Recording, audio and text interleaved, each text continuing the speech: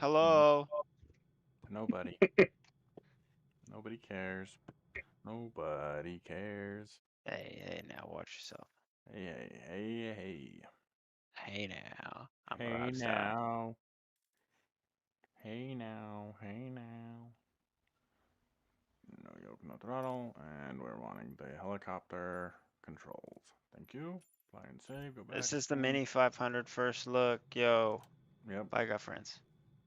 The title of the stream is Sneak Peek Preview at GotFriends Mini-500, so Dude, you maybe can some say you had the people. first title. I'll believe you. You did, Okay, you know. so, Mr. Developer, how do I turn it on? All right. So you can use your in-game checklist. Ah, very good. Thank you. Ah, very good. Close Did the they change this G3000 at all? Am I just tripping? optional.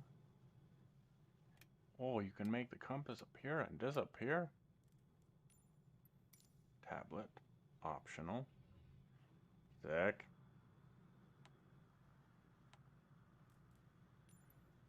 On. Okay. What? What? Later. On. Click on it. I hate eye tracking because looking at things doesn't work, but I also like it. Beacon lights. Nav lights. Landing lights.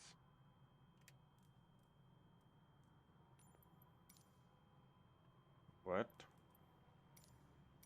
How do I turn the tablet on? Power button Ooh, thank you. or the home button. Yeah. Very good, very good.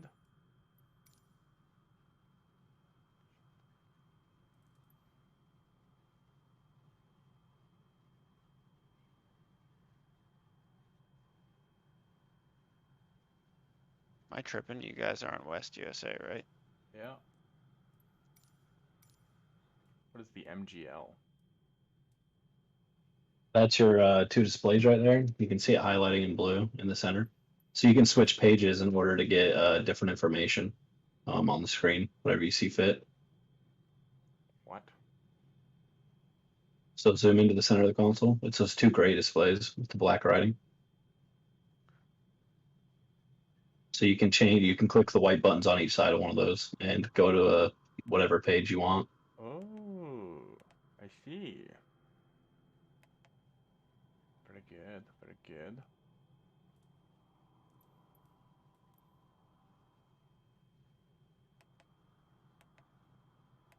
That's cool.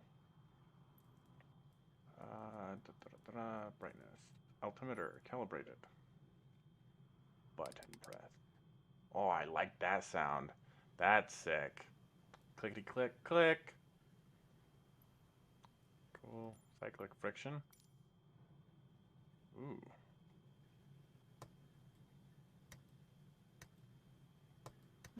Dude, The this difference horn, is, this but horn is some. You'll probably like loose better. Also, in the make sure your helicopter assistance is turned off in the assistance menu. pretty sure it I'm is. assuming you already do. Yeah. What is this? User experience? It's piloting. Lighting? Everything's off. Good, good. Maybe I sweet. G3.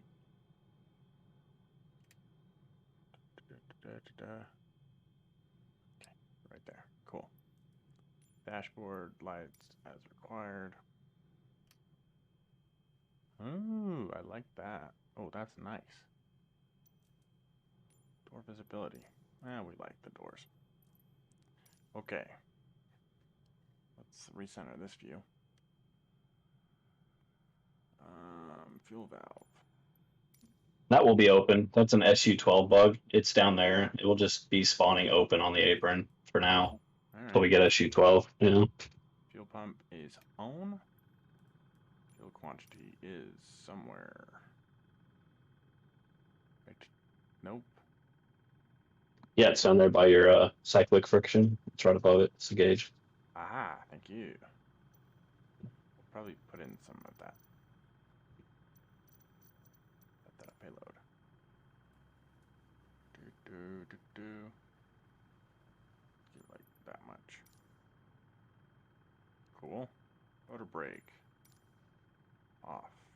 On, off. Oh, that's a. Oh, yeah. Oh, that's a good sound.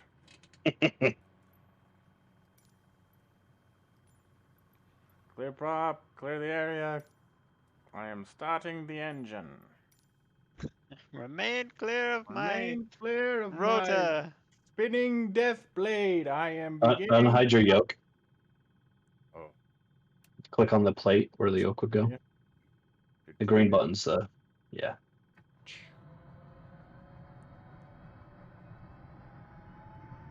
Well, then let's just enjoy this.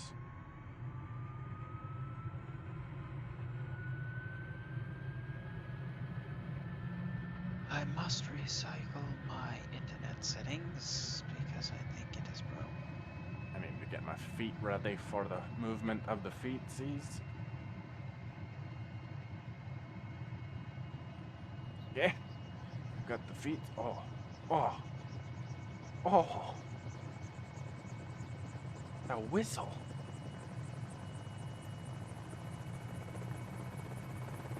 Oh. I'll be right back. Dog feeling something he shouldn't. Okay. Or taxi. Optional. Headphones? Oh. Yeah. That's dope. Fuel pump is off. Local traffic. Who needs ATC? Symmetrical poi. I Alright, don't I'm back. need you. Frickin' get out of here.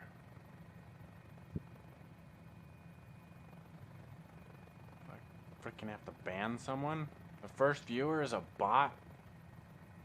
Nice. Well, I am preparing to taxi. I like that's in your checklist. I feel like people with these Mini-500s, they don't really care about what other people think.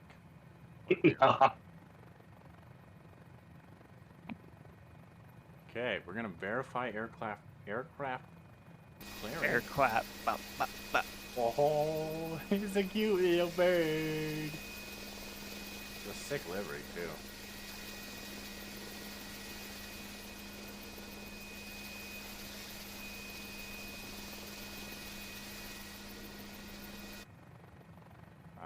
Arrived at Hold Short. We're gonna see if we can even make it there. Sure can. Oh, oh, oh, yeah, look at that downdraft effects. Okay, well, I'm the worst person to be testing this. Oi, oi, oi, yes. Gentle, gentle, babies.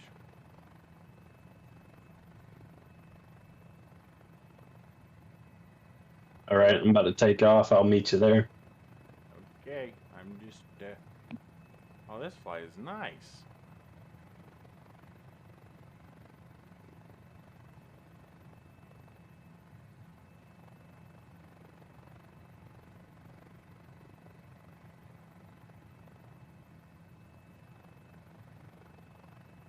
Here we go. Friends.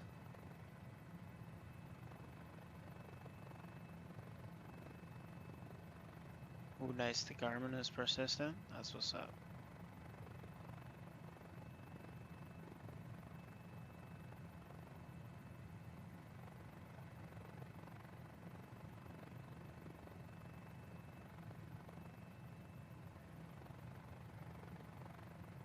And that's a good takeoff. That's a beauty.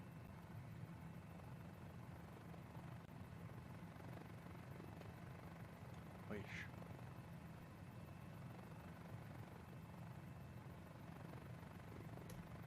Was there more checklist? Probably takeoff checklist. Of course, No, takeoff. it's helicopter. Send it. Proceed to destination. Proceeding. Cruising. I don't need flight following, and don't need to request landing clearance. I mean, I could, but I'm not going to. Arrived on deck after landing, and we'll get that when we get that.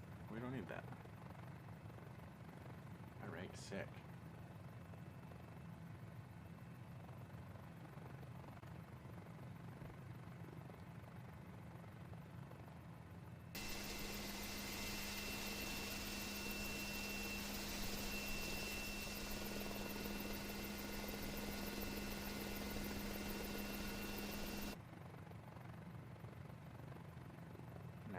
How do I do name tags in here? Custom nameplates.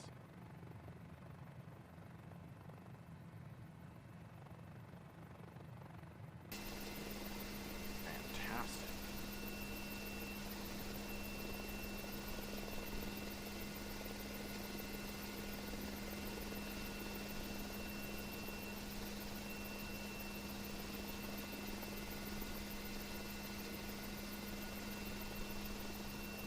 I love that.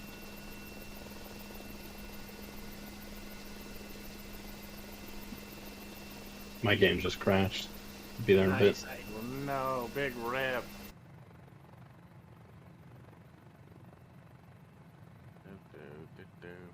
3D vision. Hooray. Oh, yeah.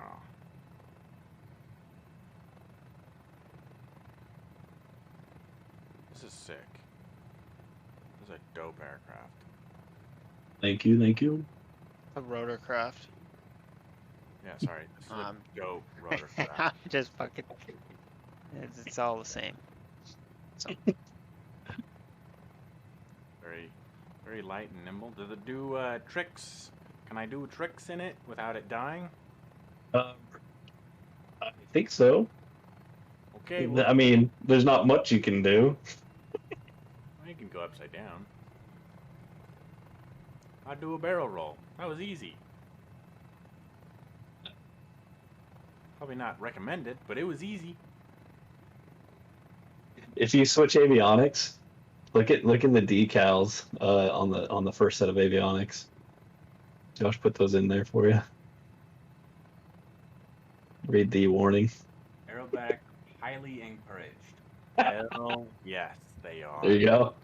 We're gonna do a backflip.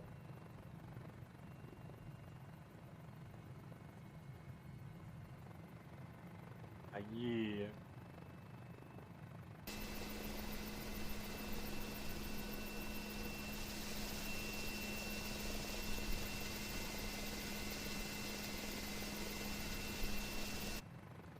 What camera presets we got on here? He gave quite a few good, nice external ones. Nice. Yeah, I like that. Tail boom. Right at the exhaust.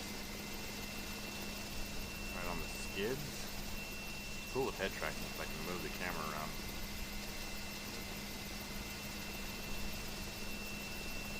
Another skids. Look at the detailing on that. That's incredible. Josh is a painting guru. Yeah, for real.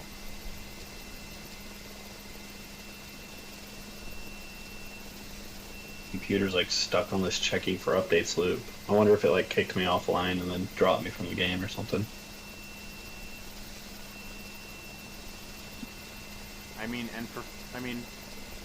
The lines aren't the cleanest, but it only took them 15 minutes to make it, so like, better work than I could do.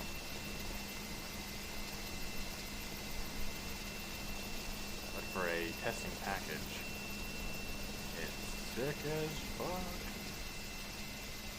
What is this? Oh, this one's like back here. Okay. Another one like that.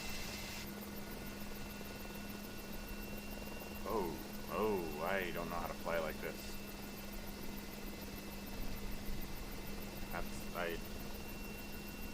External 9 is trippy. My controls are like all backwards.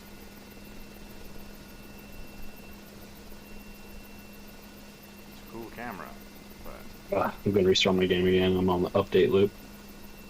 okay.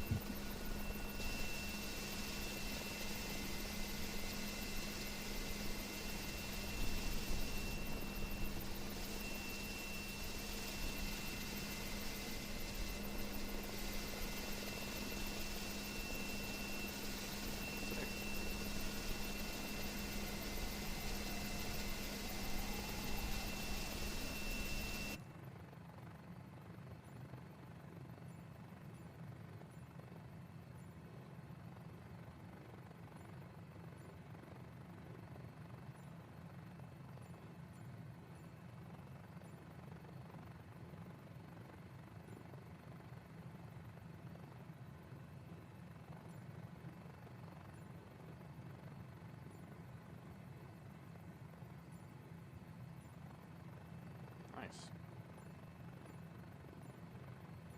Pretty simple. Yeah, good. I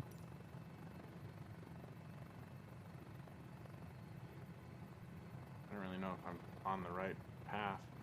I mean, flying the flight plan. I'm just climbing to the heavens. Yeah, and you can always switch back to your avionics, and it'll have your 530 stuff back up. Oh, I don't even know how to use the 530, so it wouldn't even matter which avionics I use.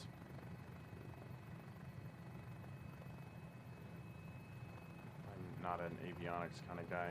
If I've got a readout that shows me altitude and speed and climb speed and necessities and like that, we're doing just fine.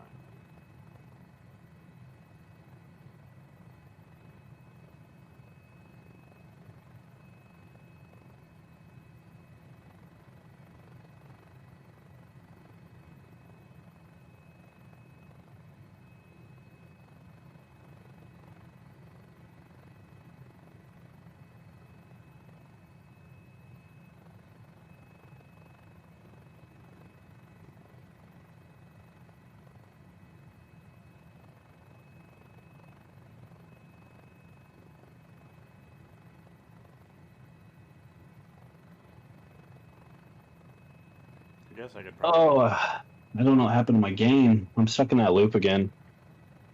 I'm gonna restart my PC. I'll be back. Okay.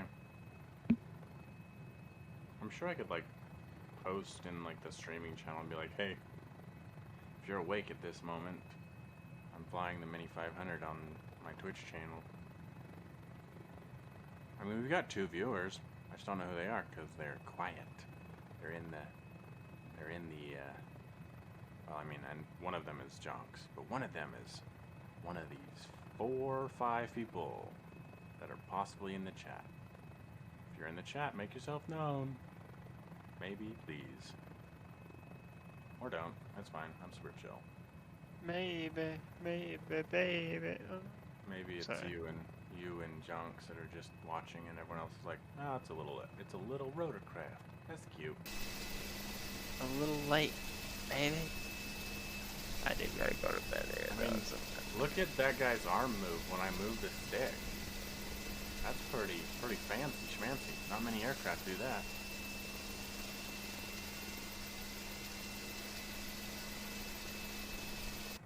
Check that nice little patch down there.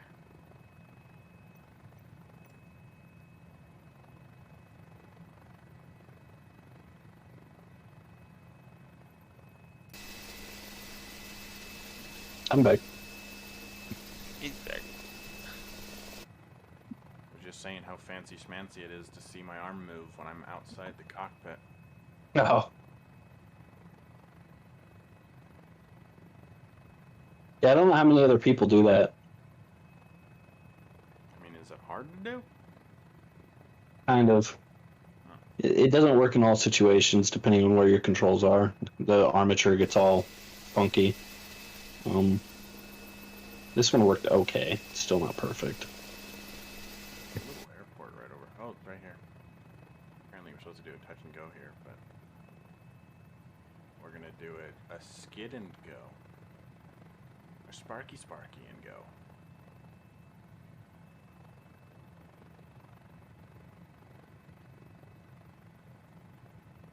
Yeah, you like that. If you change your weather to nighttime, you'll actually see the sparkies. Too much work. You can kind of see it in the daytime. It's just better at sunset past.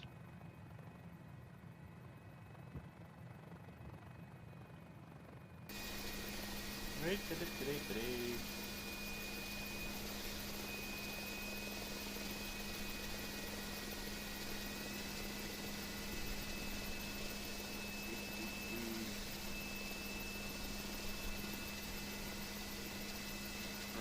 skids and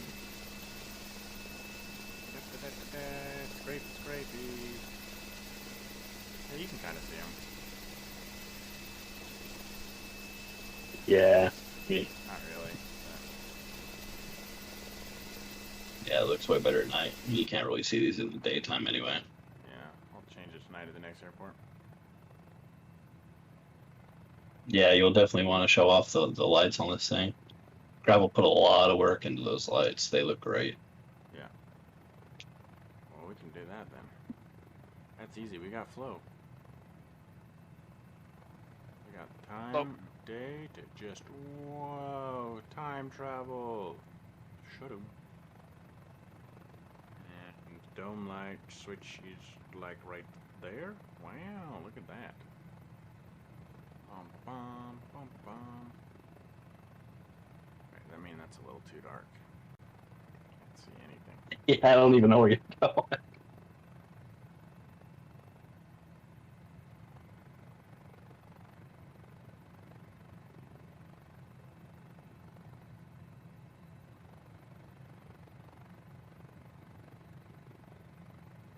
I'm going to bed, y'all. I'm super tired. Alright, And I'm it's good. late. And I gotta get up at 4:45. All right, night, buddy. Alright. Yeah. Night, y'all. See ya. See you later.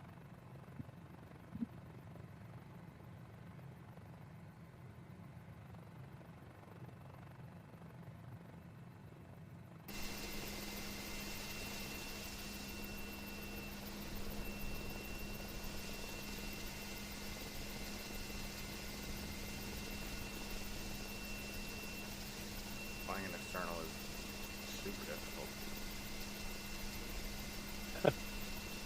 Yeah, I'm slow into you since I lost all this time.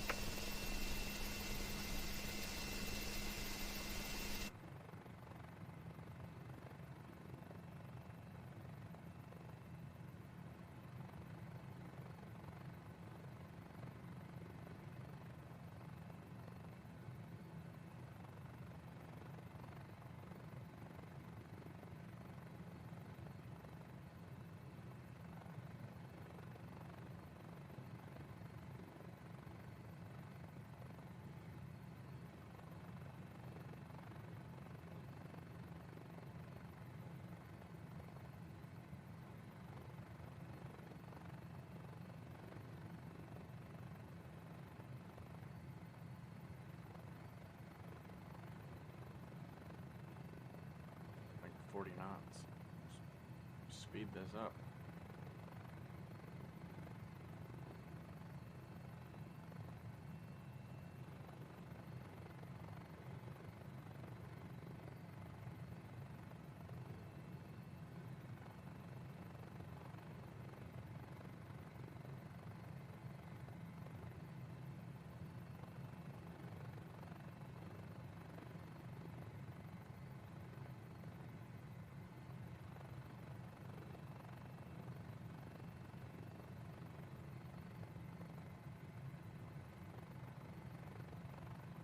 Alright, another scrapey.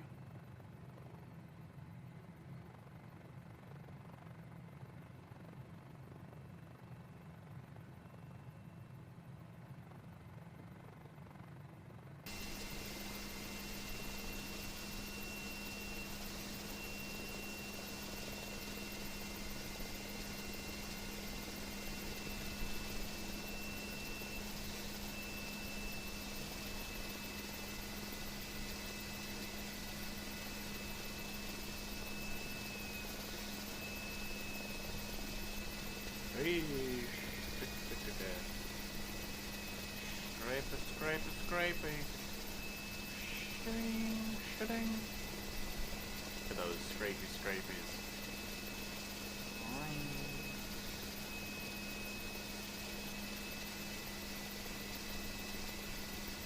It's quite good. It's quite a good scrape.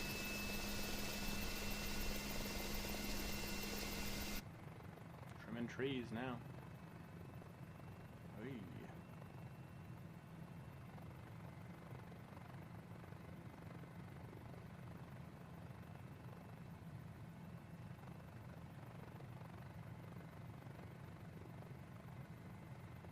Those red and green lights are quite bright though. Right there on those tips.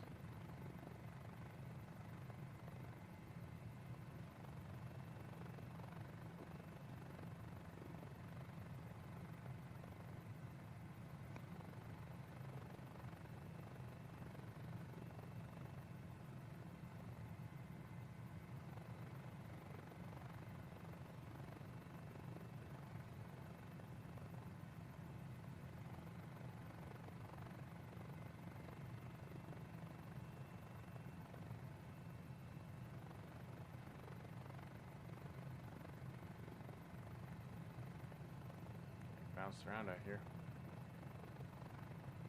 What's up? I said I'm getting bounced around out here. Oh, I know. This weather's killing me. I need to change mine up. Oh, it's because I'm sitting here on an old discus soaring weather preset. On my weather.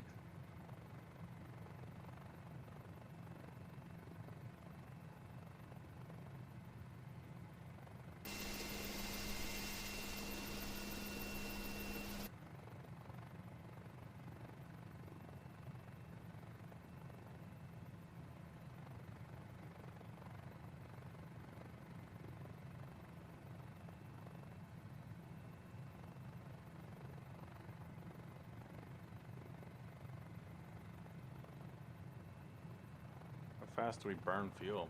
Probably not very fast. No, this thing can fly, I think, for 4 hours on a full tank. It's pretty good. I'm gonna have to check the files.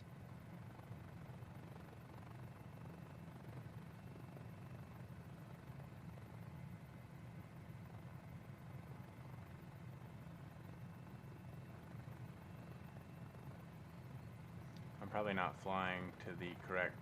I mean, I'm in the green for both, so we're probably fine. What is the little blinking light?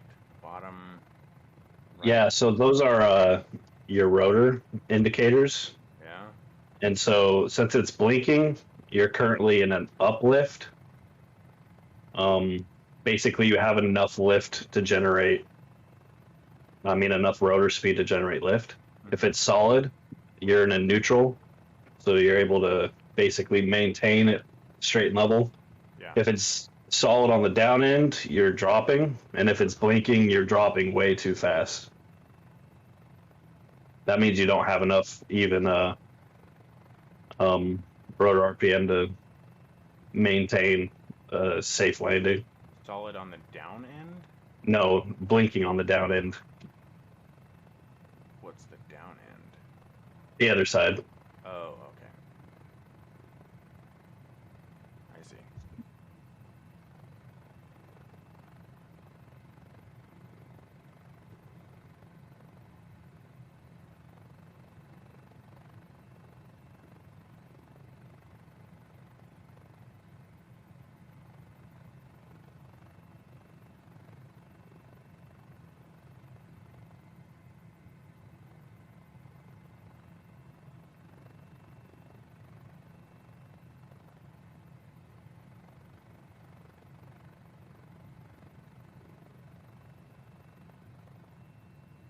Let's give some raw engine sounds. Take the headphones off.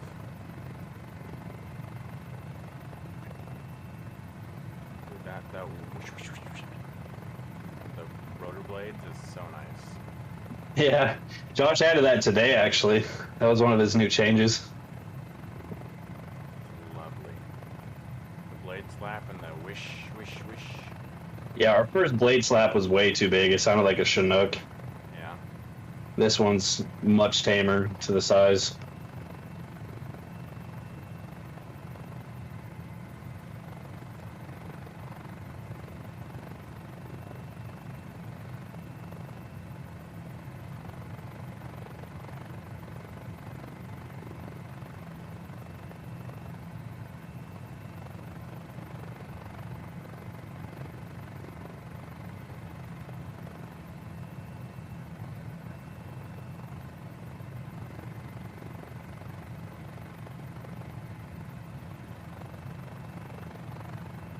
I mean, it moves at a good little clip. Good for bush, for some hog hunting. All right. Gravel is saying we should do one release, like some kind of safari run. Yeah. Go check out a bunch of animals in the safari and stuff. Yeah. I can totally see like a Texas hunter taking one of these out for getting some wild hogs. Yeah. I mean, I know guys that have like guns mounted in the floors to their cubs. I know a guy personally that has a cub with a mounted gun for specific killing hogs in Texas. That's so cool. I feel like I could not maintain a good shot doing that. No, I don't think so either. But I mean, if you had like a basic leveler or something like you do in the Wilga, Yeah. maybe that's something you could do. Just strafing runs. It's a little easier on helos too because you got hover. Yeah, that's true. I finally caught up to. Oh,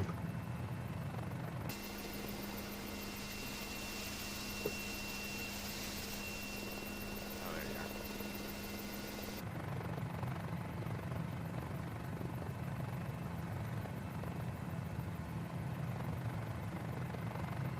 you are. Hey, shouldn't do that. Shouldn't try and look around. You're getting pretty low. One of the things that I'm proud of on this thing is the rotor animations in multiplayer. We synced it up like 100%, so there's actually no jittering or lag. Yeah. So you can actually see like your friends do like a very slow turbine start, and it will show their prop starting and everything. Nice. Yeah, that was quite difficult. That because there's very few multiplayer sim bars, and you have to like kind of experiment with how you're going to do it. Right. Yeah, it was a little strange, but I think it turned out way smoother than most of the prop planes. Like I'm going to go back and do it to the Wilga as well, Yeah. and other planes we have. Yeah. It was very funny when the bell released and it was like, oh, everyone's blade just doesn't move. Yeah, it was a little weird.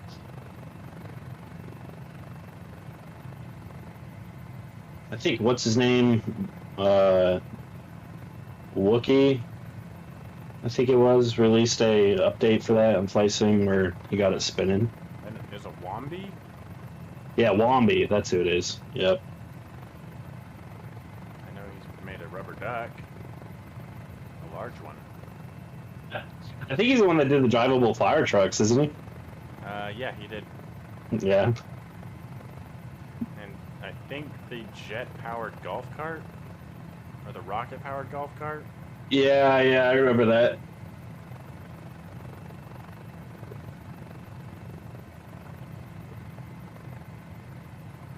that a little airstrip right there? What is that?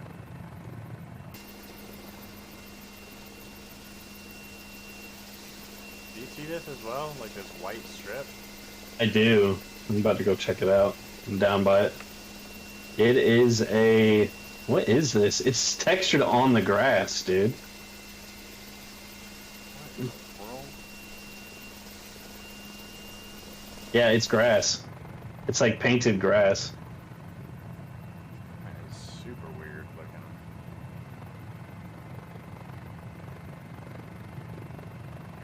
Huh.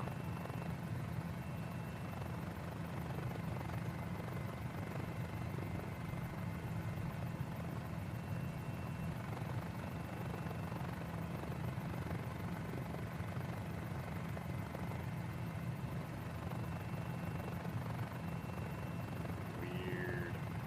Right?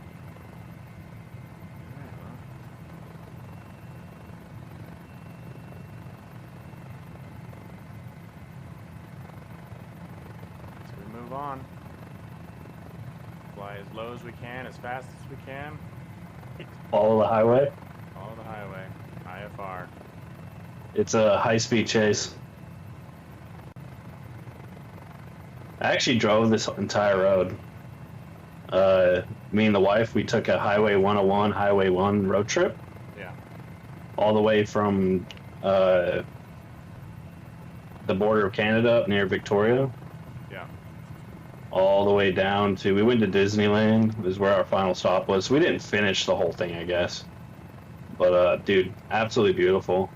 Yeah. I highly recommend it if you ever have the time to do that kind of road trip. Just driving next to the ocean, because this road just follows the coastline the whole way. Right. And there's so much like tourist stuff in all the little cities here and there. It's actually really nice. Yeah, definitely a bucket list item. Yeah, I don't really know what we're going to do for our next big trip. We haven't really done one since then, and that was like 7 years ago. We're finally going to Disney World for the first time. here soon. Nice. Wife likes the Disney stuff. White strip. I like the theme parks. I'm not the biggest fan of Disney stuff, but the theme parks are great.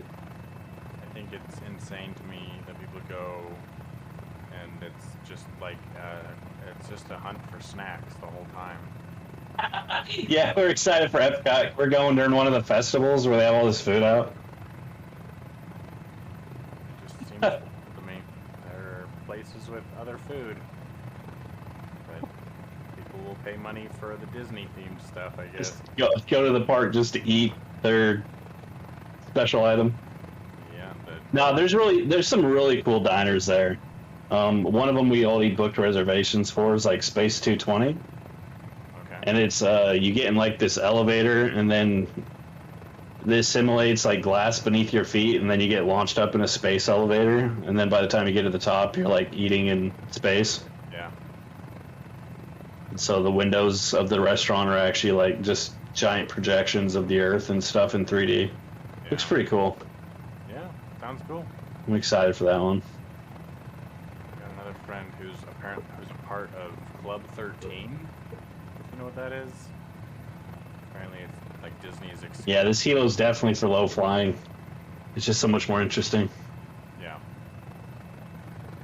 It's very nimble and maneuverable. You know, this aircraft in real life's killed 13 people. Something like that, yeah.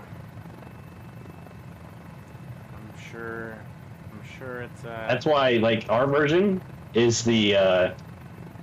I mean, you might recognize the sound, but our engine is a stripped out APU yeah. of a Chinook, I did not know that. and the original aircraft was a piston. I think it was a Rotax, Yeah. and its weight to lift ratio was absolute garbage, Yeah. and that's why 13 people died. Oh, And they finally started selling these T-26 conversion kits, and that's what we ended up going with because it's stronger, it's faster, it's easier to fly. yeah. No, it's very maneuverable.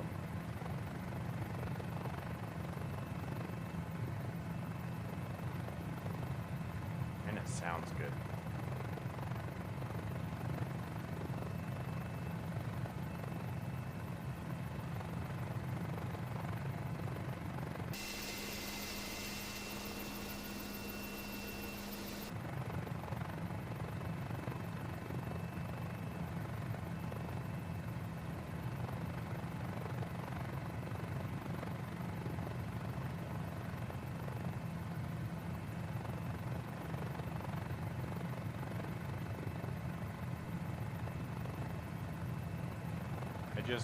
I don't know that I would ever have a one-person helicopter. I feel like you have to be like an enthusiast of rotorcraft to buy a one-person rotorcraft.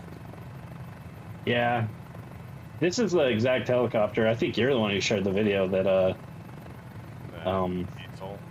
yeah, Whistling Diesel screwed up. No, yeah. His was the combustion engine variant.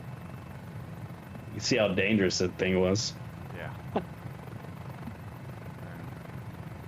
how dangerous it was, and nobody was inside of it.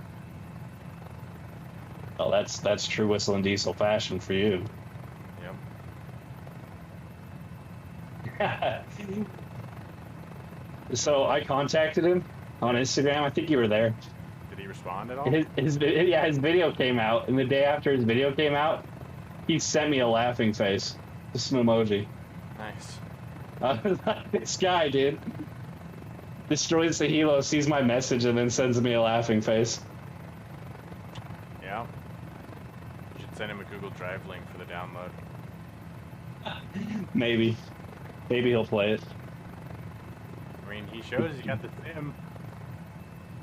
Does he?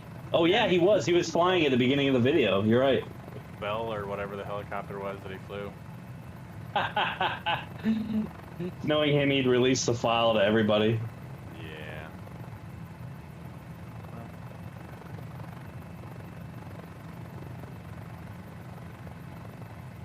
Just tell him that his viewers get a discount code if they use it or whatever. Whistling Diesel do ad placement in his videos.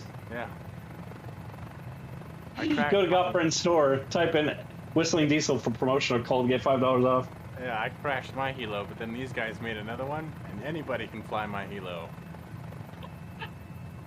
So the FFA can get off my back because the digitally recreation. We didn't actually destroy it. We just used it for research, and now it's. Yeah, convince them that they destroyed it so that we could build our flight model with accurate data. Yeah.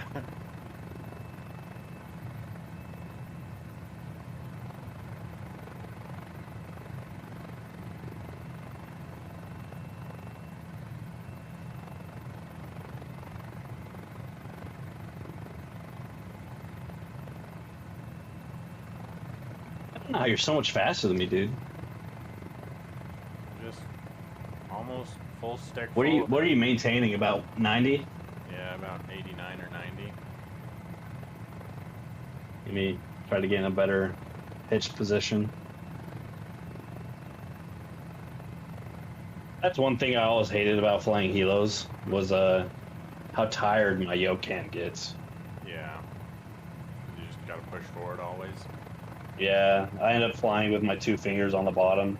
I got a SATEC too, so there's not really a good place to grab anywhere else but the handle. You got the X52 or the X56? 52. That's what I'm riding with right now. Bro, in your hands is full forward, you're gonna bust those springs, dude. No, it's not. I mean, I've got a hand on the bottom of the yoke here, just holding it in a position. I haven't really moved yet. Yeah, this thing's like has all your rubbery stuff on the throttle disintegrated yet? Oh yeah. It's Yeah, I peeled all mine off, so it's finally just smooth. just yeah. But you know the button next to the hat switch on the to the left of the middle hat switch? Yeah. It's gone. I don't know where it went. It just disappeared.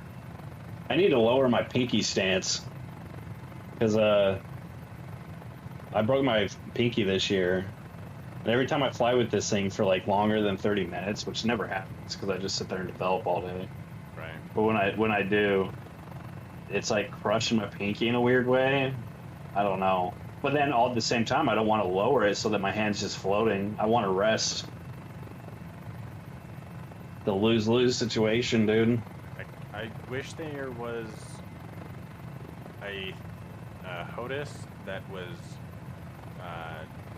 something that you could use with both hands. That wasn't like a custom Etsy conversion kit, you know? Yeah, like a true big stick. Yeah. Yeah.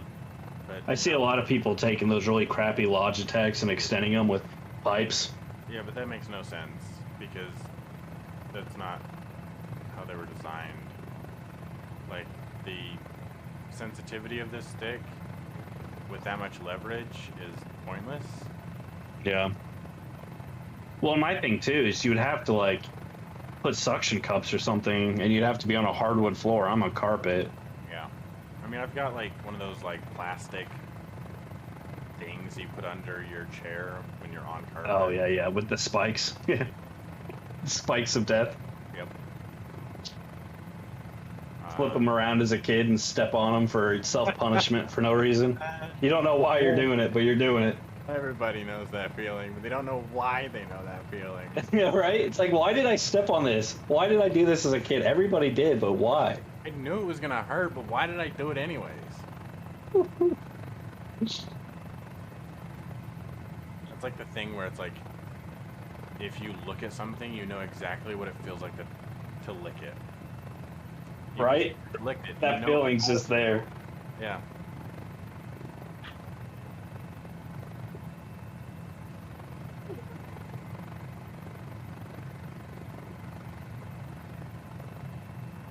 Now we're doing 102. Keep up, man. I just caught up too. I'm right behind you now. Oh, we're Whoa. good. Oh, sorry. I said that and I just like flew upwards. I let go of my yoke for 5 seconds and I just like took to the skies. Yep. No trimming on this thing. Or is there? Maybe No, there. No. there's not. I don't know if gravel put trim hotkeys for ease of use. I don't think so though. I mean, this thing is as straight as it gets. It's Yeah. nothing fancy on it. It's just all hand stick, eye coordination. Yeah. Which is funny. A lot of people are complaining about that on the Wilga, even. Really? Yeah, even though it has that flight level stuff, they want more like they want it to be a magenta line flyer, basically. Well, the wrong. I get it, but I mean, it's a multi-role, so I get that it could do those roles in real life, and it probably has. But like, why? Yeah. It was built to be a STOL. Yeah. It was built to take off and drag or carry people up to a certain altitude, and then get rid of them, and then land again. Yep. We're actually, I mean, I already started work on it. I haven't got far though, because we don't know if we're gonna do it. But we were thinking about releasing a Wilga action pack for like $5. Yeah.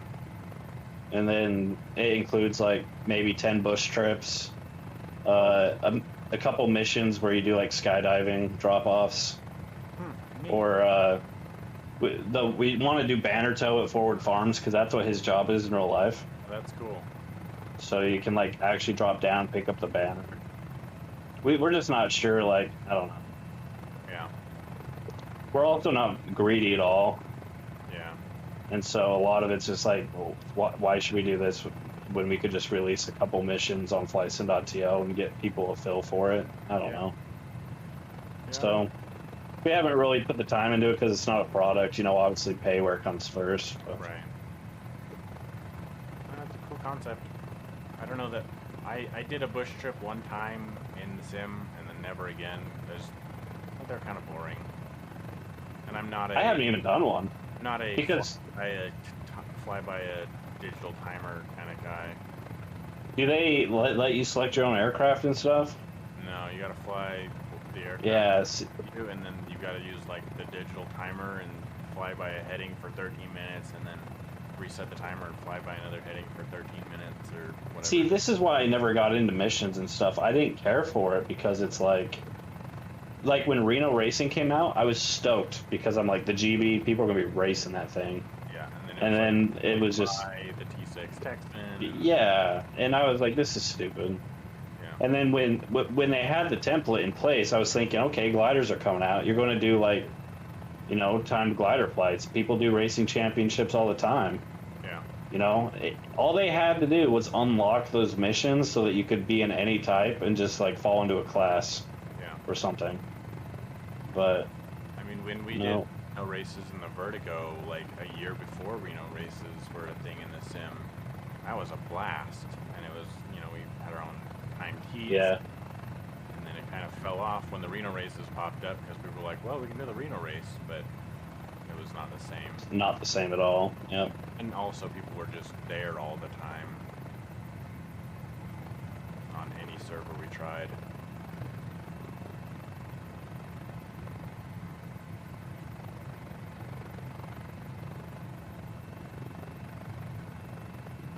Yeah, I just hate that whole log to a class thing. It drives me crazy. I get it. It's left over from FSX. It's just, I mean, half the code I do on this thing is all FSX code. It's just recycled. Yeah. And that's how the missions were back then. You just select a mission. But they were better back then because they had, like, voiceovers and people talking to you and stuff. Like, it was pretty cool, dynamic. Yeah. Now they're just boring. Like, follow this waypoint. Yeah.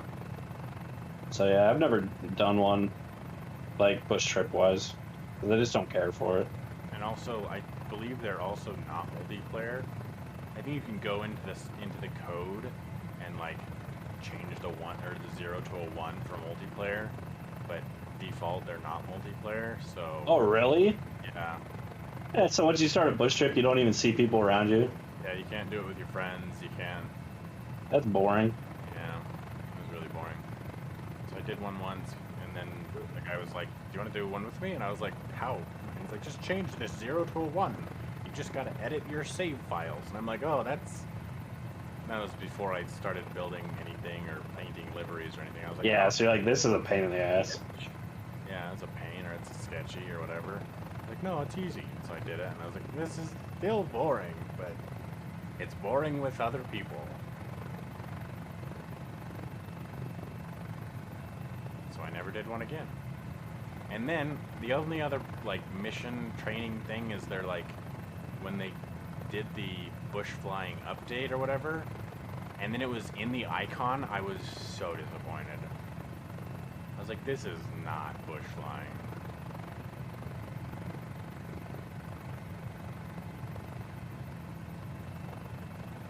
I was like, there's a cub in your sim default, and you still went with the icon A5 as your bush plane for your bush tutorials.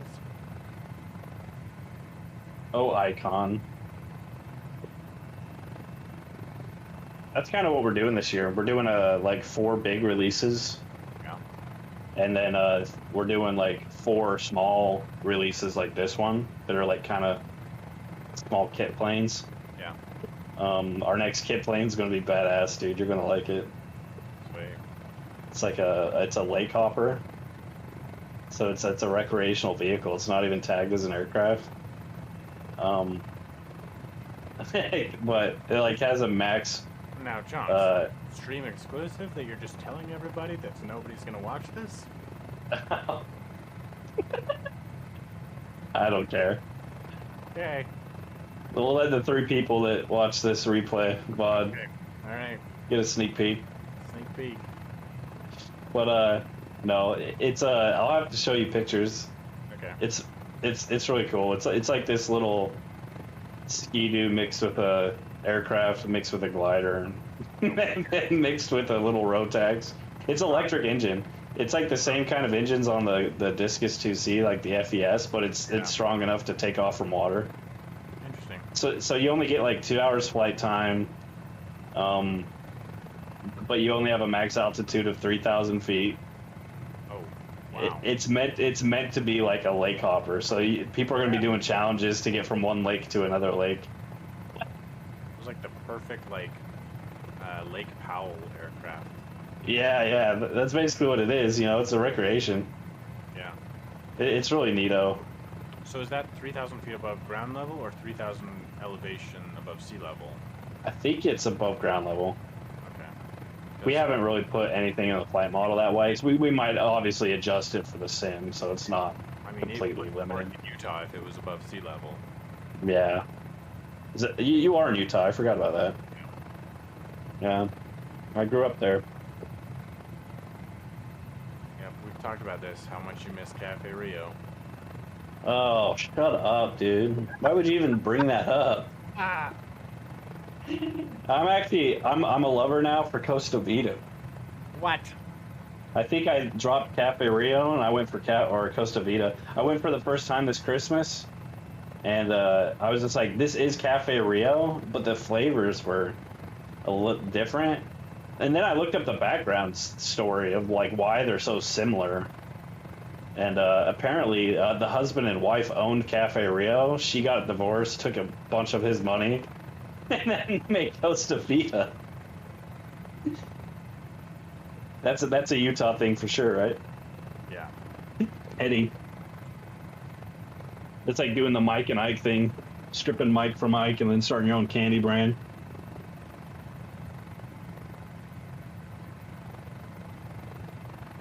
Yeah, it is. What I really miss, dude, Utah, Chuckarama, bro. What? Get out. Oh of my here. gosh, dude. No, there are All we better- have out, dude, all we have out here are freaking Golden Corrals. They're straight crap, dude. Oh man. I'm just craving like Thanksgiving dinner. I don't want to make it, so I'm like Golden Corral is all I got. Golden Corral is a lower tier than Chuckarama, but there are better buffets than Chuckarama. Yeah, Utah has some good buffets, I guess, but I mean, come on, it was mainstream and like around every block. Yeah, that's fair. I don't know the last time I've been to a Chuckarama, actually. I do know that my childhood friend, her family called it Chucka-Grandma, which it was great. It's fantastic.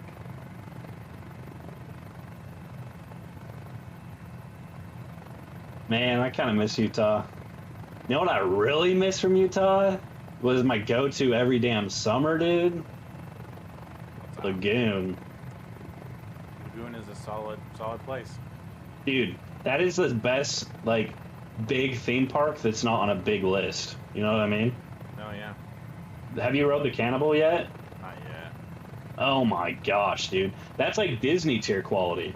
The fact that it stops in this tower and it uses an elevator to lift the entire track section with the cart. Yeah. Bro, it's scary, man. Like that is so cool. And they have like effects in there with like sounds and smoke and stuff, so it feels like a more of a themed ride than just a regular roller coaster. Yeah, dude. Wicked. I know you've rode Wicked. Yes, I've rode Wicked. The one that shoots you up through the tunnel. That one's wild. I think it's the same makers or the same people who did Cannibal. Every time I ride Colossus, I think I'm going to fall off the tracks. That thing needs maintenance, dude. Dude, I really miss Lagoon. Do they still have Seven Peaks? I don't know if it's still open or not. That used to be another one of my summer flings.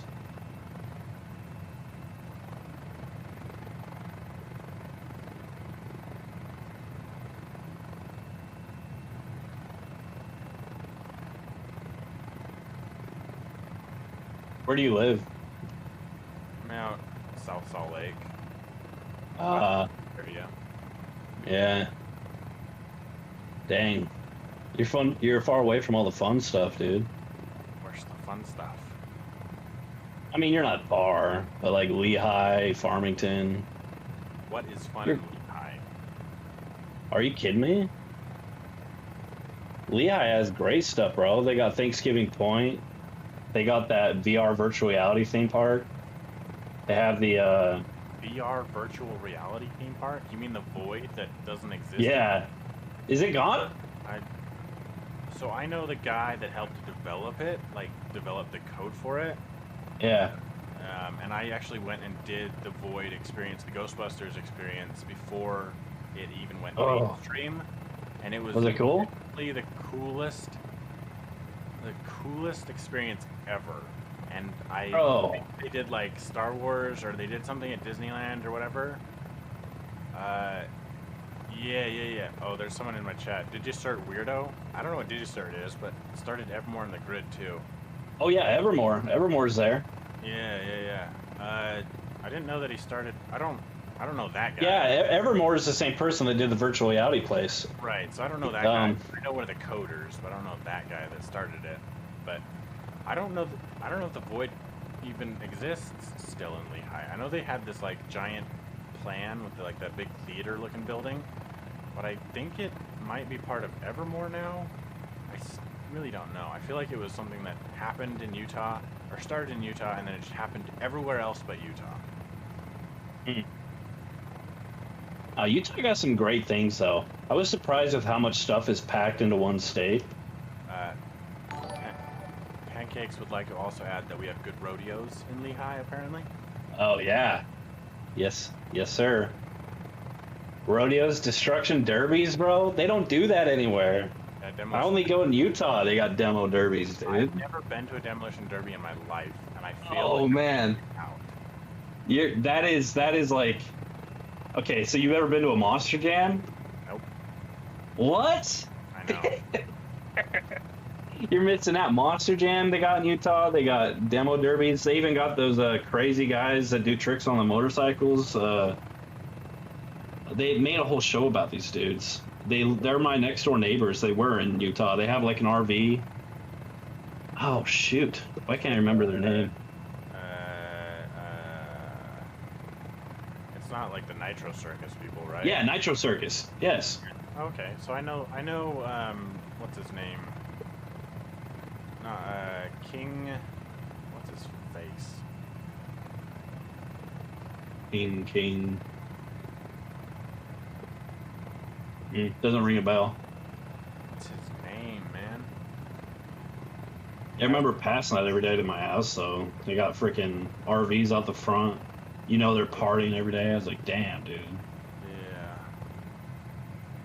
Living the life being stupid. That's not Henry VIII.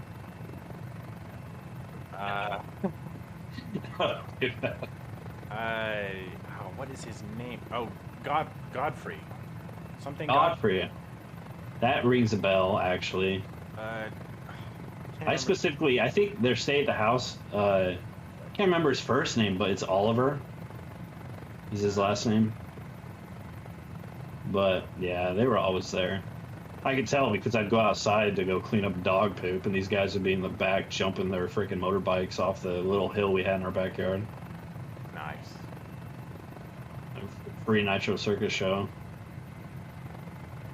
That was back in the day when they weren't even big doing tours and stuff. They were like more just kind of small town fairs. Yeah. And they had an RV still. They'd be doing a bunch of traveling. They did all those videos on YouTube at the time where they were like pulling each other with a pulley down a mountain and then flying into a lake. It's just crazy stuff. And then about a year after I joined the Navy, that's when the Nitro Circus movie came out, and I was like, holy crap, it's those guys that are always chilling in my backyard, basically. Yeah, I can't remember his first name. It was like something Godfrey, or it's not Gregory Godfrey. That seems like it would be too. I don't know, but we used to meet in his. I used to do a thing called the Mastermind with another YouTube channel person, the King of Random. We would meet in his bunker office. It was in Draper, and it was like this old abandoned Draper. And in the basement was like this bunker. And we had like there was a big old like World War II, de-explosified warhead that was the chandelier. And it was Oh my gosh. Dude, yeah. There's some rich people in Utah. Oh yeah. You ever go up to yeah, that's what I was about to say. We went there for Sundance. Oh my gosh, dude. There's a property on the market. I think it was listed about 6 months ago. It is the most expensive listing in Utah, and it is $42 million. Oh my gosh, dude. Park City, like, ski cabana. Like, it's massive, and it's got, like, an upstairs for, like... So I watched, like, a walkthrough, and they're like, it's a romantic getaway for a couple. And upstairs, it's very romantic. But downstairs, it's almost sort of like a ski lodge resort feel. We've got a bowling alley. My goodness. So if you're a couple and you want to get a romantic getaway, it's perfect. You've got the upstairs for that. But if you have guests, you can bring them here, and it'll feel very much like a high-end mountain lodge and resort with all the amenities of... I was just like, oh my God, $42 million, and you're just... That's a rich couple, and I know they exist, but jeez. Yeah. Do you know, are you a gun guy? I kind of still am, but not as much as I used to be. It's just expensive. So, I was friends with one of the sons of the guys who owns Christensen Arms. Okay. Dude, his house, so it's like 15 minutes away from mine in some other small bodunk city with like 1,000 people in it. But everyone thought it was a church when it was being constructed. We're like, what is this, dude? They building a freaking temple up here? We're like, what's going on? Yeah. Turns out it's the owner of Christensen Arms, and I didn't know at the time. My friend didn't say anything that they were building a house. And no, when I'd go there for sleepovers, yeah, I would just feel out of place. I'm like, I should not be in this house. Yeah. You know what I mean? Because I didn't grow up in poverty or anything. I was middle class, but same. You just go into that thing and you're like, wow, like, what am I doing here? And then for Christmas, I'd always feel bad because he would come and give us, like, all his friends would get, like, foldable camping chairs or something crazy. It was like $50. And here I am giving him a bottle of 2-liter soda with some candy. It's like, it was weird, dude. Yeah, I mean, I grew up in it was like a, you know, 1-story with a basement, and it was a decent small house. And then my parents moved when I was like 19. They built their own house, and it was like a massive upgrade. And I was like, Yeah, it feels weird living here. I mean, I know yeah, they're rich, but they don't show it at all. Like we've always had a Suburban that we bought with cash, and it was like $2,000. Like we've always had a Suburban, and so to just be like, oh, it's a nice house actually, or you know, it was interesting to see that growing up. Like I knew my parents weren't poor. I knew we weren't poor, but we yeah. lived rich, which I Yep, think yep. honestly, my parents are super smart financially, but it was just weird moving into a bigger house. I always knew that I was like in the company of someone who had some income when you go into the house and they have an in-wall vacuum system. That was the telltale of a kid. I'm like, oh, these guys are rich. We didn't quite have one of those. No, we got a little Hoover that broke, bro. But when my mom brought home a robot vacuum, I was like, No way, she got a Roomba. yeah. I was like, are we rich now? Like, what's happening? Remember those things came out? They're originally like $700, and now you can get them at Walmart for like $110. I have 3 knockoff ones. Isn't it crazy like how things devalue so fast? Like I remember as a kid, my first purchase after getting a job was an Xbox 360 Yeah. and like a 42-inch plasma at the time, and I paid like $2,700 for this plasma screen, which was on the okay end. It wasn't cheap. It wasn't great. Now you can go to Walmart and get yourself a 4K for $210 that size. Yeah. It's I mean, crazy how much stuff devalue. Yeah. I've got these 3 robo vacuums that were like a YouTube sponsor for this YouTube channel I worked with, and they gave them to me because, I mean, they're fine, but I literally don't use them because I've got so many like cables and cords and stuff that it's like babysitting. It's more work to use them than less. But I could honestly just sell them and buy a TV and they'd be more useful to me. I just get nervous with those things because, like, living with my wife, I'll find earrings all over the place, like randomly. Yeah. The Roomba just scoop up a $100 pair of earrings or something. Yep. They're But I guess it's better to be in the filter of the vacuum than somewhere around the house that you don't know where it is. But that's true. But they're quiet. The first time I saw that was the Roomba type shit was on a Breaking Bad. I don't know if you've seen that series. I don't watch anything, I feel like. And when I do, But watch everything all at once, like 9 years later. Like, Theory. yeah, wait till it's all over and then go for it. Yeah. That was me with Spartacus. I waited for them all to come out before I watched that. The Office, believe it or not. Yeah. I didn't watch The Office as it was out. Yeah. Waited till the whole series. I was kind of young when it first started coming out anyways. I probably wouldn't have enjoyed it when I was like 15 or whatever. Yeah. Yeah. I did that with Big Bang Theory. I remember watching it, well, so I grew up LDS. And so I remember watching some shows, and my parents were like, you can't watch that.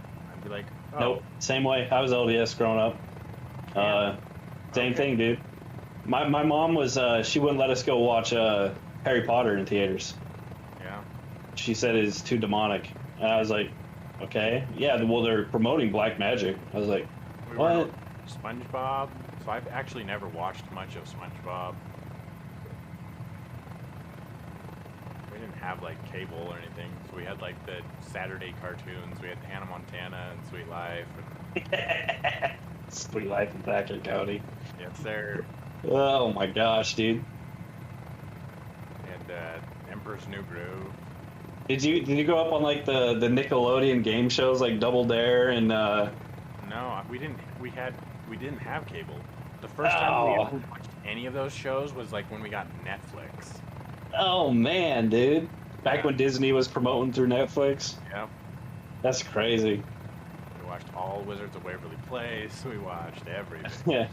My thing growing up, like as a kid, where I'd sit on the couch for hours on end, was Mythbusters. I'd Yeah. watch Mythbusters forever, dude. Mythbusters and MacGyver were the shit. Yeah. Oh my gosh, dude. Sometimes I look back at my childhood and I'm like, dude, I should have like enjoyed the time more. Yeah, I feel like I wasted my Just the time. nostalgia memories, you know? Same here. I feel like I wasted it on life and also just wasted it being bullied. Like, I feel Yeah. like, I don't know, if I could go back and just beat the shit out of one of my bullies, I feel like I'd be having an okay childhood. Yeah, I was nerdy as a kid and very, very overweight and Yeah. had issues with that. I finally found a group who was nerdy like me, and everyone else would be, you know, all the cool kids would be playing sports and stuff, and me and my other four buddies would just go to my basement and bring our computers and play Counter-Strike or Diablo 2 or Red Alert. Found my group now. We got the gamers and the flyers and the developers and Pancake says Mythbusters was the shit. Yeah, it was. was They are so whiny. Yeah, he's probably talking about the Hilo. no, the vacuum. We were talking about the vacuum. Oh, 3 Robo Vacuum. They are so whiny. Yes, I mean mine are actually quiet, but I just don't use them because they eat stuff, and it's not always the stuff they're supposed to eat. I think there's a so I'm kind of weird. Spiders don't bother me, and if I see one, I just let it live. I don't take it outside or anything. So there's probably spiders living in my Robo Vacuums now, and you know that's their home now. So I'm not gonna do anything about it. so I hate spiders, but I'm not like hate to kill them either. I see them and I just like walk away, and then something builds in my subconscious where like if I know there's spiders in this area of my house, Yeah. I'm like, yeah, I'm not going to go near there. Dude, my friends, anytime I'm someone so lazy about it. sees a spider and they're like, "There's a spider," and I'm like, "Oh yeah, that's Frank." And they're like, "It has a name," and I'm like, "I don't know. I just gave it that name, but like, is it hurting you? No. Okay. Is it going to hurt you? No. And then So they're like, "Take it outside," but it's cold outside. Like, I get it why it wants to be inside here. right now we actually have like 42 reptiles. Wow. Yeah, it's a freaking. We have a like one of those rooms that are pretty much a Reptile room. reptile room. Yeah, plants and stuff. My wife's very it's her thing. She does like live plants and stuff, keeps them all organic, so you don't really have to maintain any of them. But she just dumps like a bunch of crickets, dude. They get all over the house all the time. So I'll be like playing Flight Simulator, Yeah. and all of a sudden I'll feel something crawling on my damn leg, dude. And I'll freak out, you know, because it feels just like a spider, and I hate those things. And I'll look down, and this damn cricket will jump up towards my face or something, freak me out. Yeah. Nah. I had a pet snake once, and he got out, he got lost, and he was gone for a good month and a half, 2 months. And it was at the point, like, he's dead. He's in the wall somewhere, or he's like, there's no way. Like, first week, sure, I cried, and I was looking for him everywhere, but I couldn't find him. But, you know, after 2 months, I was like, he's curled up somewhere warm and died. Like, there's no way. Yeah, Whatever. you're gonna find him when you move, yeah, type thing. Well, we had some friends visiting over the same friends that call it Chuckagramma. They had moved to Colorado and they were just visiting. They're staying at our house. Well, one of them, the mom, she came and found me while I was sitting upstairs. And she said, "Are you sure you're or like when did you lose your?" She was like asking questions about my snake, and I was like, "This is weird." She's like, "Are you sure he's dead?" I was like, "I mean, I'd be surprised if he wasn't." And she's like, "Come here."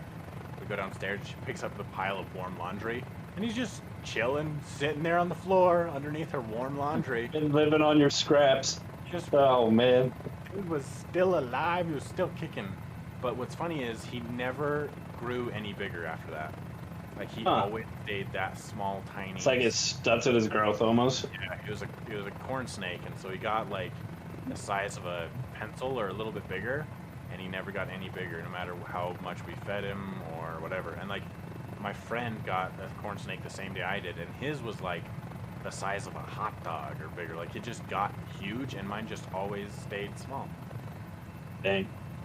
I did not give it corn pancake. No, when my wife started the reptile thing, I was like, no snakes. And she stuck to it for a while and ended up getting a little, I think what it's called is like a green vine snake. Oh yeah. So I mean, they're not biters or anything, but it's okay, you know. Yeah. And then we have tons of stuff. Freaking frogs is our biggest thing. We have like every variety of frogs known to man.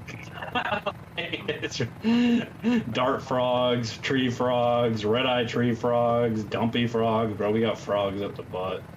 Wow. And then we had that Hurricane Sally that went through Pensacola. My wife like felt so bad for all these animals that were just getting welled outside. So we went outside like within the first hour of the hurricane before it got bad. We ended up collecting, I think, like over 200 frogs, bro. Jesus. And we tried to catch a snake at one point that was swimming in the road. And we saved a tortoise. It was a freaking party at our house for a while, and then the hurricane passed and we let them all go, obviously. But no, it was crazy. You see that taxi line down there? Like, why go around? You see Yeah, that? what is that? Yeah, it has a bend in it. Oh, come on, Black Shark or whoever's AI generating these things. That's bad. That's real bad. I don't know. I mean, maybe that's how it is in real life. If it is, that'd be the pilot that just like kept going straight. Like there's nothing there but grass. The guy that was painting the line got distracted and drifted off a bit. And then the guy paving was like, well, I guess that's how it is. Or no, the guy paving did that, and the guy painting just went along with it. That's the order of operations, obviously. The guy laying the pavement or whatever, Yeah. dropping the fresh asphalt was just like trying to reach his keys that he dropped by his knee and turn the steering wheel a little bit. Yep. Oh, crap! Corrected himself. Yep. It was too expensive to redo it, so they just painted it like that. Or the guy directly behind him in the steamroller didn't even care, so he just kept following the same path. Yeah, it just keeps the pilots awake. Yeah, I can imagine that's a nightmare at night with that taxi line, dude. Yeah. You can barely see in front of you, and then next thing you know, there's a freaking curve in the taxi going towards the runway. Yeah, that seems cool. Yep. You would think that that's a hold short. That'd freak me out. Yeah.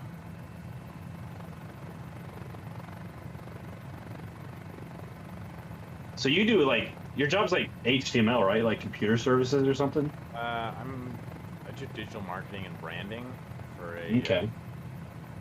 Okay, I'll check my Discord. But I do it for a real estate company. So I do like website stuff.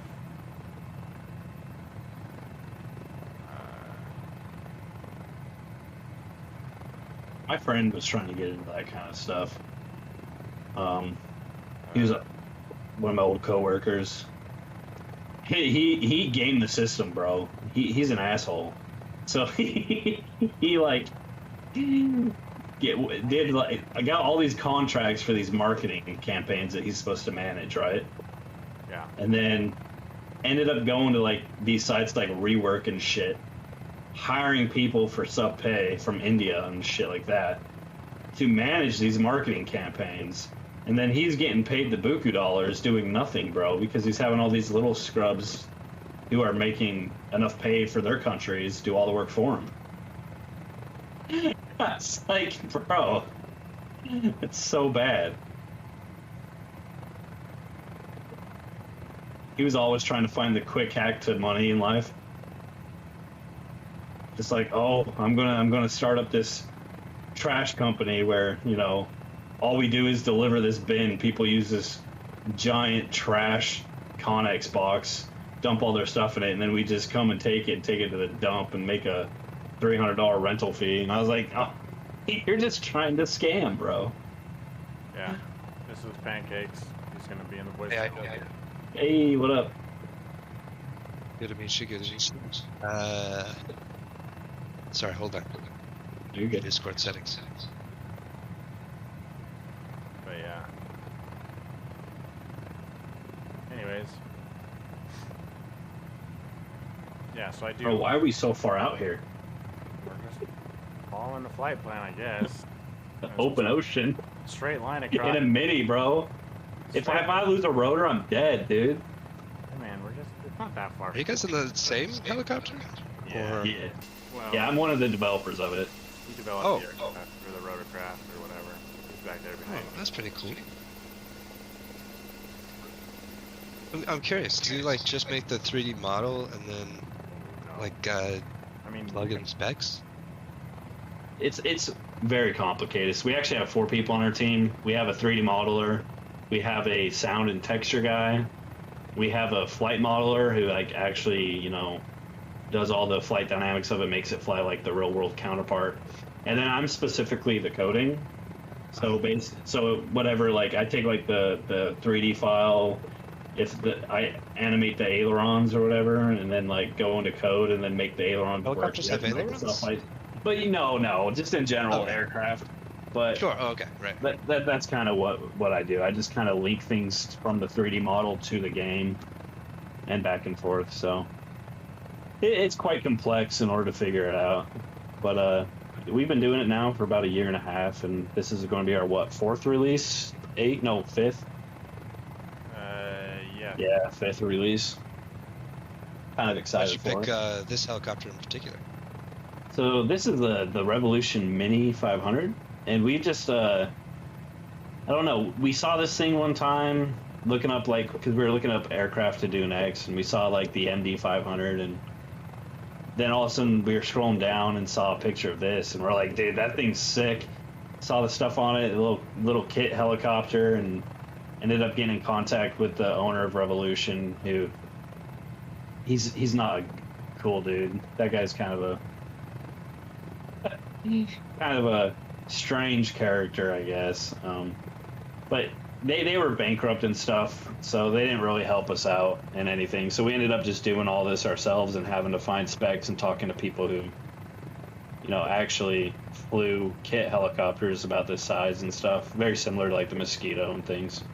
Right. Um, I got a neighbor that builds kit planes, and then whenever Oh, he really? builds one, he sells it, and then he makes enough money off of it that he can buy, you know, the next size bigger. Yeah, So he You has got- a 15-seater now. you got to start up Mike and Patty. Next thing he's going to do an airliner. And oh, I mean, there's a lot. Like, Yeah. are we talking like an aisle?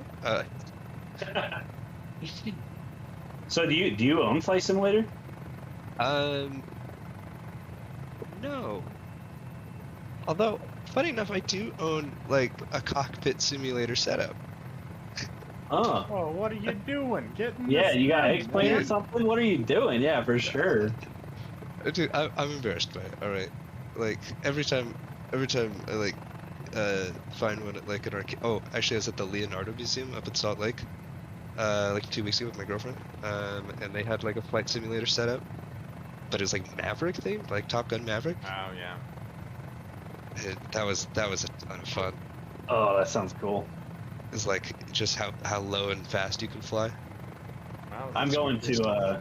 to Flight Sim Expo here in March, and Flight Sim Expo. yeah, there's going to be a bunch of like vendors there that Oh. like have full cockpit setups and stuff, and The one with the hydraulics. yeah, Yeah. the 6DLF stuff. Yeah, it's gonna be a blast. I know Ukando's going. Yeah. I'm trying to make it so we can like stay in the same hotel and get our wives all linked up, but he's been kind of ignoring my messages. Do you guys have VR headsets or? I do. I just don't use it. Mine's really old. I got like a Samsung Odyssey, so I never touch it.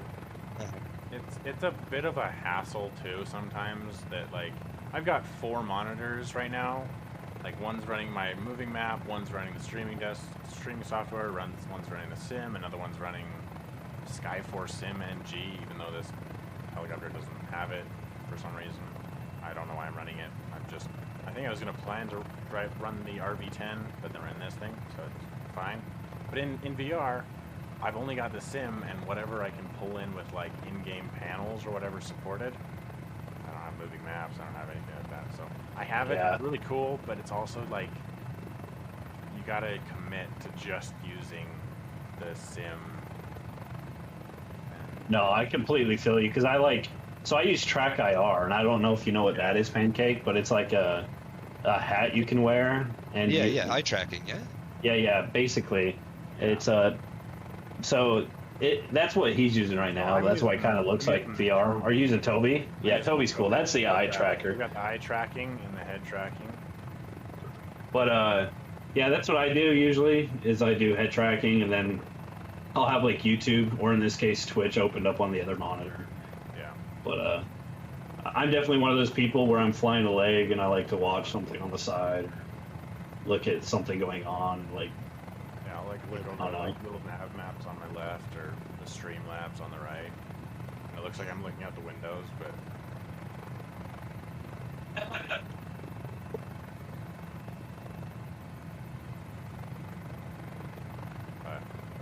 What would you say your perfect flight simulator would be if you could design it? This one right here.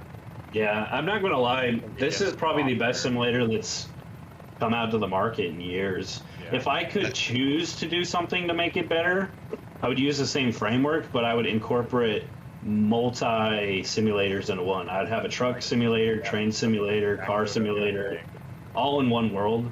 Yeah, that would. But obviously that's such a big scope of a game. Yeah. Like if I could drive to the airport, hop in the plane, land the plane at like on the water, hop in a boat, like do like the full thing. Yeah, That'd be dope. which I you just can want kind of somebody to yell almost at me do. about not filling I out the know, right and, like- plan, you know? And like the Yeah. the FS realistic thing where you can like walk around and it has like the head bob. That's what I have. Yeah, That's dope. It's- But I don't know that I can justify buying it just for that feature. oh no, it's good, dude. It is I bought it. Oh, I love it. That's the only reason I got it. really? Because I don't like some of the things that program does, like the shake effects and the sound effects, and Yeah. I'm not a fan of that.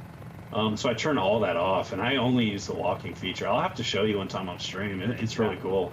Like I definitely enjoy it, and it uses like I have an Xbox controller just plugged in on the side that whenever I feel like grabbing it, I can just grab it. right. It's compatible with that, so you can just walk around using your Xbox controller, or you can use WASD and a mouse. Oh yeah. Okay.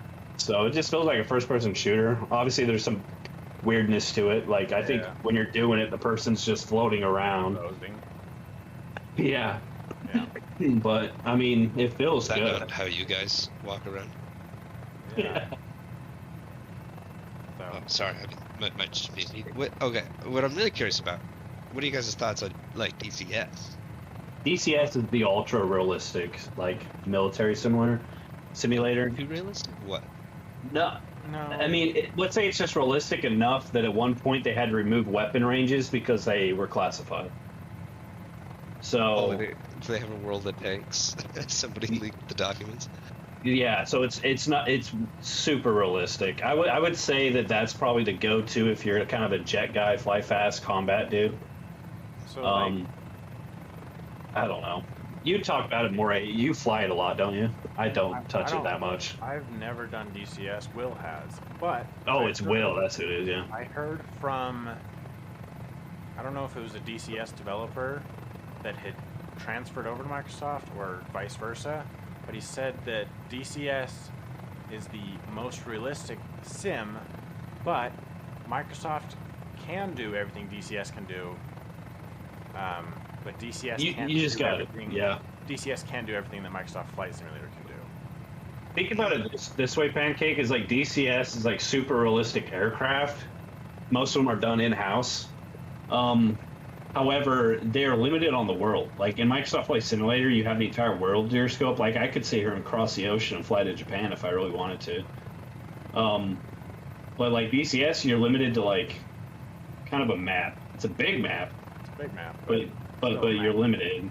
And this like tracks real world weather. Well, that one, you know, you're flying mission based stuff with weather that's already preset in the game. This is supposed to simulate like the real world, which is what I enjoy It's a because the one-to-one VFR scale. flying and stuff, you know. It's a 1-to-1 scale of the Earth. Like it is Right. real time, real weather if you All- want it. All the Real airports with, you know, and then you can download something like VATSIM to enhance your experience and Yeah. basically talk to people who are running ATC and like really do training basically on the simulator, not just game. So there's a lot with this one too. That's why I think this one's king right now, to be honest with you. And like Dragon was saying, like even though flight models and stuff are better in DCS, if you have the right team who's passionate and spend about a year on something like we did on our last aircraft, then you can make it just as realistic and just as good. Yeah. So I think right now this is the best sim, and the only thing that would make it better is the multi-role support. But even then, They're still coming out with stuff like they've already released a car and a boat. yeah, but What's They what's suck. the modding car like? uses a But- flight model. The car has like a flight model. It doesn't have like a Yeah. car model, or As far as modding goes, Pancake, so modding's really easy. That's how I started. I was just doing like really small, fun, free things. But the thing is, This Microsoft's is my one of Cessna. Yeah. yeah, basically stuff like that. Microsoft Flight Simulator, however, is one of the only games out there that I know of that allows the community to become partners, and so you can start selling on the marketplace in game. And so that's what we're doing. We create aircraft and then we go sell them as individual third parties. And then they take a 30% commission, but then we get 70% for our work. eventually I'll And get on so, it. Hopefully, maybe someday. yeah, so it's really nice That's that awesome. you can like start out as a small modder, do some cool things, you know, go to like these freeware sites and upload your mods, get big, and then transition to a payware developer, and then people already know your name. And then, like, I just quit my job 3 months ago because I'm doing this full time now. So, like, yeah, so there's real potential for modding in this game because it's not just for fun, like, it's a career. Yeah. And they've opened it up to the community, which is really awesome. No, I mean, I've like heard of like people being able to sell their mods before, but if I mean, you're being I've like been waiting, able to like- quit your job, that's different. Oh yeah, because I could like, there's an in-game marketplace, and so if you're an actual featured partner like we are, you can sell directly in game, kind of like if you're buying like a skin for Fortnite or something. Right. You can just What were sell you saying, directly in Greg? game. Yeah. I've been waiting for 11 months for approval, but. Yeah, I was one of the first people to sign up for it. I think that's how I got approved. Yeah. Oh, for like the partnership program? Yeah. Yeah, Do you have to like apply? Yeah. you do, What's and the you vetting have process like? to give them examples of your projects. Like, yeah. And then they kind of look into your website and you tell them your goals, like, hey, I plan on bringing these aircraft to the simulator, and then they approve it. But once you're approved, like, you can do whatever you want. You have free reign. You can put whatever garbage you want on the marketplace. Exactly. So the thing is, they released the simulator for Xbox too, which I thought was a good move and a bad move. Good move for business because I make a lot of money off Xbox people. Bad move because it limits the sim in so many ways, and so you have all these developers out there, they got approved, and so they just release these really crude aircraft that don't fly anything like a real world counterpart. It's basically just GTA, you know, just Right. some really crappy flight model, but they're doing it because it's easy to fly on the controller, and even though it's still enjoyable on the controller, but the thing is, it's like, it's not realistic. You could never use it for any kind of reference. It's just, I don't know. What I loved about flight sims is like the controller, right? And it's just fun to, interact Yeah. with the game. The HOTUS, yeah, that's the best part. That's why I love PC. Like, I have it on Xbox obviously because I test my aircraft on there. Oh, I just right. I just hate picking up the actual physical controller and playing with it. It just feels weird. It doesn't feel right. I can't even fly in cockpit view because it just doesn't feel right. I'm always like an exterior, like I'm in Grand Theft Auto. Yeah. Now I know Your, Xbox has mouse support and stuff now. I just haven't done any of that. Yeah, but people that fly mouse And- and keyboard are nuts. Crazy. Crazy people. Are they more or less crazy than somebody using like a racing wheel? There you go. That's kind of like a yoke, though. I can feel that. Answer the question. You know, you could. I feel like it'd be easier. I mean, Would you I trust me can't more tell. or less? I have racing pedals, and I use those for my rudders, and so I have like the third, you know, Your heel towing. yeah, my third clutch pedal, whatever that I never touch. You can map that to like one of your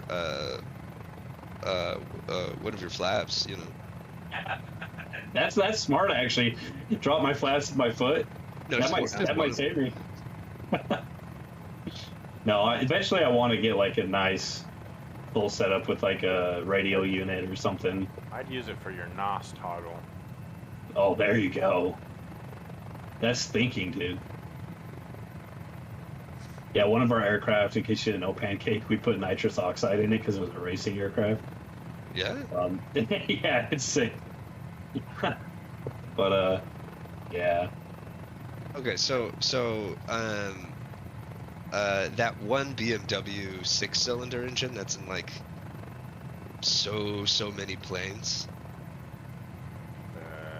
Have you what is it, like 20%?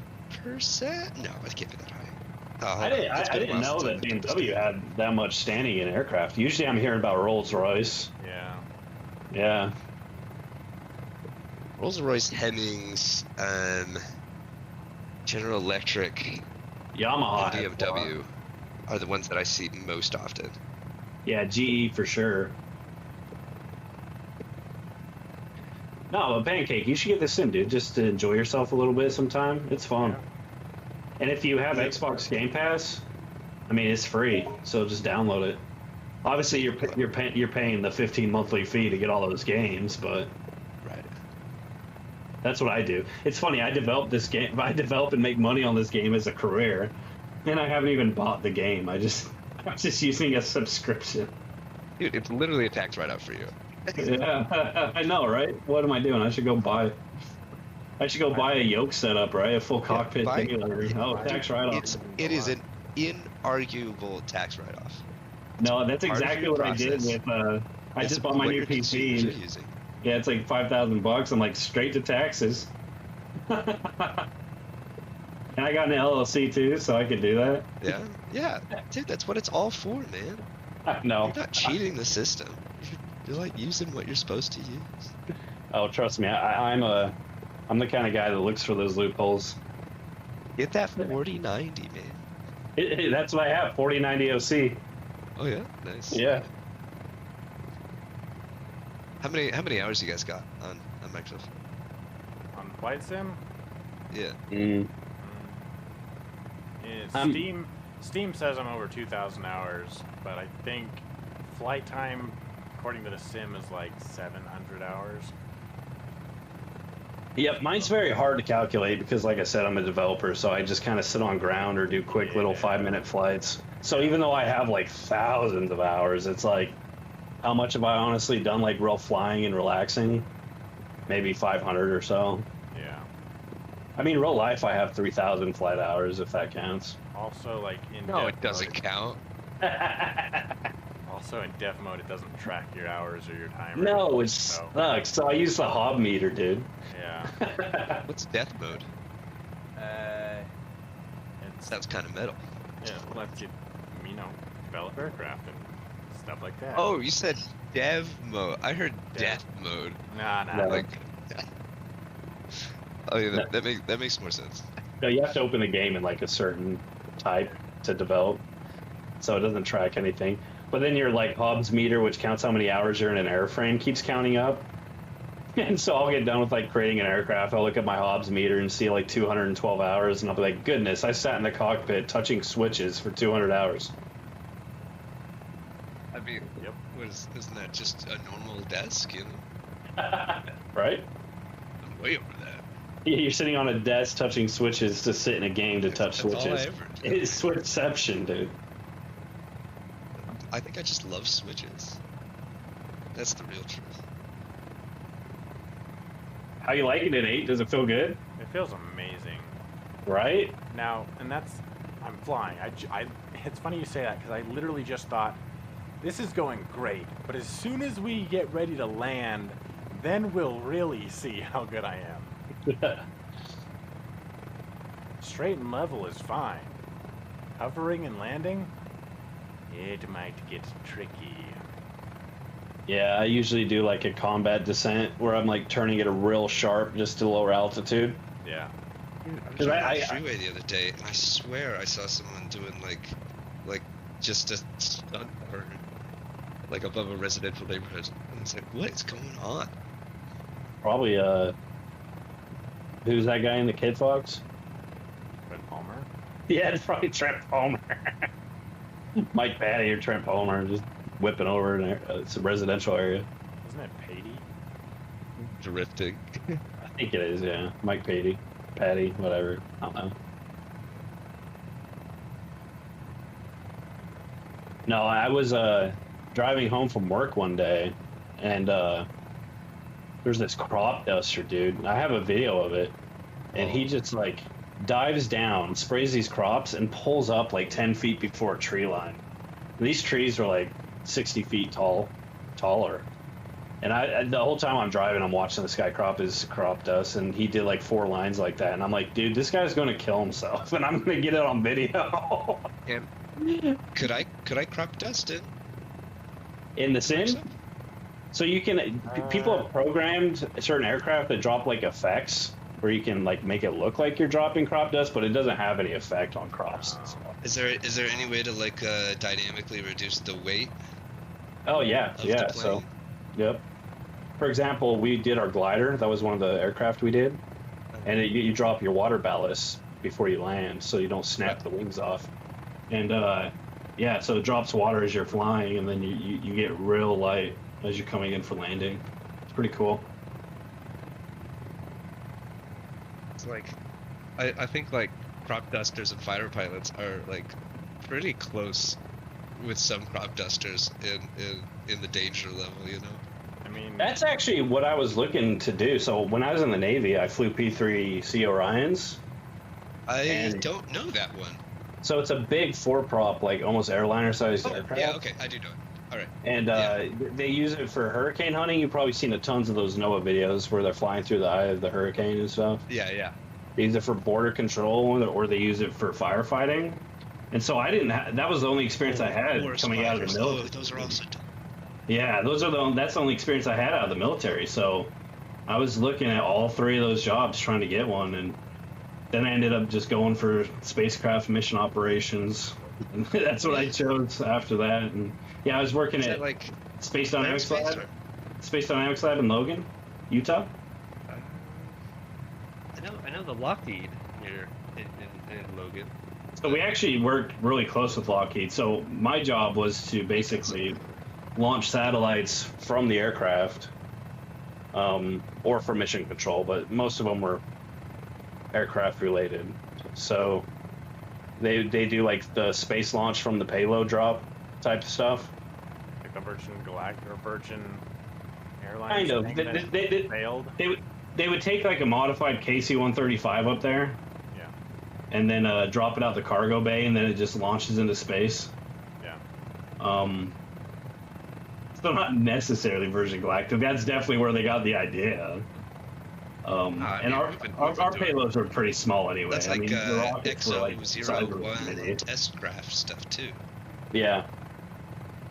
But that's what I did, and then it's weird 'cause my job in the military was I had like the mechanical grungy side of working on aircraft maintenance, but I also had like the tactical smart side, the nerdy side of doing like tactics and mission operations with weapons and stuff. Yeah. So when I chose Describe that space, as nerdy. That sounds Yeah. pretty. it's nerdy in the military. But yeah, Ooh, the chess player over there.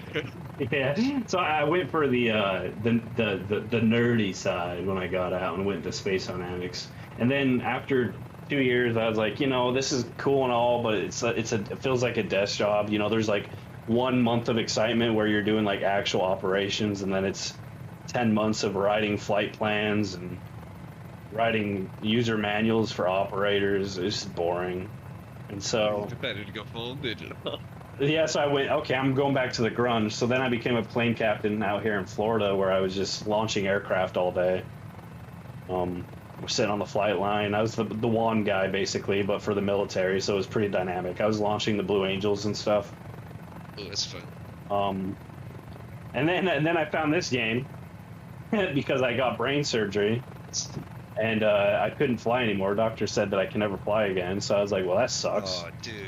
So I ended up Yeah. getting this game and being like, okay, this could be cool. And then I really fell in love with it, and now I'm making stuff for it. So Yeah, man. When I was it's pretty far in my officer onboarding process for the Air Force, had a seizure. Knocked me out. did you get a disability on the way out? No, I wasn't that. I was just doing the onboard stuff. I wasn't. Oh, like, so it sworn was in yet. right before. Oh, that sucks, dude. Dude, if I could have gotten disability for 2 days of work. Luckily, I filed all this disability when I had that brain surgery and related it back to military traumatic brain injuries, and so I got 90%. So I literally I have a I got like a income coming from the military every month, like retirement wise. And I mean, like, you deserve it. I mean, yeah, I'm not going to say that, you know. Spending 8 years in the military is hard and stuff, You got but the paperwork submitted correctly. that's the thing, you know. That's I'm definitely not the 100%ers who lost limbs and stuff, but you know, I'll take it. The sacrifices that happen definitely are worth the cost, but yeah. I mean, no, it was a good experience though. Like, because I was air crew and I really loved it, flying on the aircraft. And originally, I came in as a rescue swimmer. that's great. Did a bunch of that stuff. So it was a good time. You know, I look back at it and I miss it, and then I look back at the details and I'm like, wow, I hated it. You know. Wait, you were a Coast Guard rescue swimmer? No, Navy. Oh, okay. All right. Yeah. What is it? Coast Guard has like some cool name for it, don't they? I think they're just rescue swimmers too. Yeah. Isn't that like the branch of special forces with the highest attrition rate? In the Coast Guard. Yeah, the Coast Guard rescue swimmers. Yeah, that's their only special force. Yeah. In the Like, Navy, in we all have. of the branches of the military, their school has the highest attrition rate. Yeah. I think it does, yeah, and I think Buds comes second. So that's the Navy SEALs. Yeah, just quite a bit. You know, I did a lot of that stuff. I had to go to like 3 times a SEER school. I don't know if you know what that is, but that's like a survival, evasion, Oh, reconnaissance. no, and yeah, okay, yeah, right. So it's basically a POW camp. So they you know, you're signed up for the military, so they give you permission to basically beat your ass whenever they want. And so I went through a bunch of torture training and stuff. It was Right, have you ever been waterboarded? yeah, yep. No, I'm asking Grant. Oh no. No, that's So far. So coming to your always house one next time. week. I don't have enough. I don't have information anybody really wants. So. Oh, I won't ask any questions. If it makes you feel better, all the top secret stuff that I worked with, it's top secret for like contracts and stuff. Like there was never something that I was like, wow, this is top secret because this is crazy. You know, like I never, it was just top secret to hide names of people. And I was like, this is stupid. Or technology, you know, that's advanced, but it's not like alien UFO stuff. Yeah. Yeah, that's what always makes me giggle about They want you to. the ITR restrictions. It's like, Now, granted, there was some crazy stuff I wish I could talk about that I was like, damn, you know, this is a top secret, you know, intel, and I know why, you know, this shit's crazy. Right. But no, I did some cool stuff in the Navy. You know, MH370 that went missing, no clue. that big airliner in Malaysia. Yeah, so I was the search and rescue team on top of that for the U.S. That's pretty cool. Then when Trump decided to bomb the shit out of Syria, we were the spotters for that mission. So on the left side, I saw a bunch of cruise ships firing tomahawks, flying right over our aircraft, and then smashing the airfield next to us. Shit was crazy. Yeah. And then I remember like, do you remember when those Navy sailors got taken in Iran? What year? It's like 3 years ago, or not 3. It would have been, shoot, time flies so fast. It would have been 5 years ago, or 6. Might have been 6 actually. But no, that I know. No, it was during Obama, so it would have been probably 6 or 7 years ago. Yeah. Yeah. So, but I remember I was at the time I was tasked with camera operations, and I remember our mission commander got on, and he's just like, "Hey, start talking in grid, and make sure you guys don't, talk dirty, basically, because air crew, you're always in the tube, just being retarded, high school kids, basically, just talking stupid all day." And I'm like, "How come?" And then he's just like, "We're streaming directly to the POTUS," and I was like, "Oh!" And we never talk grid, and so we were sitting there doing a mission, streaming to the president, which is crazy. Isn't it? I don't know. Just POTUS, President of the United States. What is No, grid? making a joke. Yeah. What is grid? Yeah. That was fun, dude. There's stuff like that I look back on. I'm like, damn, I was part of some cool shit. Jonks. Yeah. What is grid?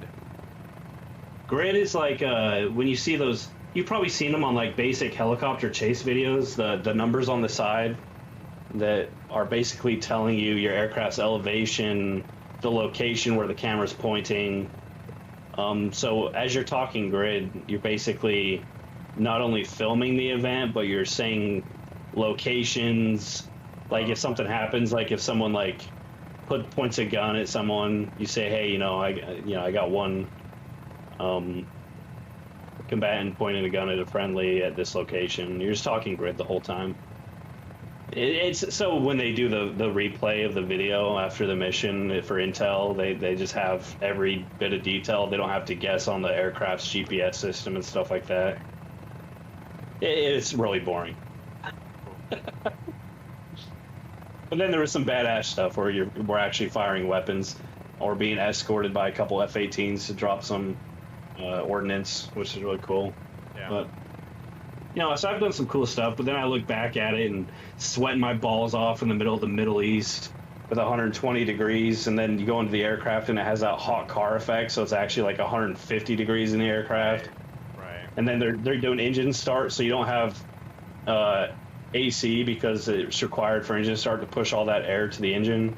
And so you're just in there sweating, waiting to get to 20,000 feet so you can cool off.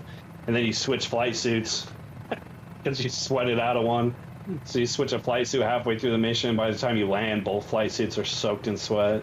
There's a lot of shit that sucked about it. And then, you're lifting 200-pound ordnance and another 100 pounds of food and 100 pounds of gear. Dude, I was so tired all the time.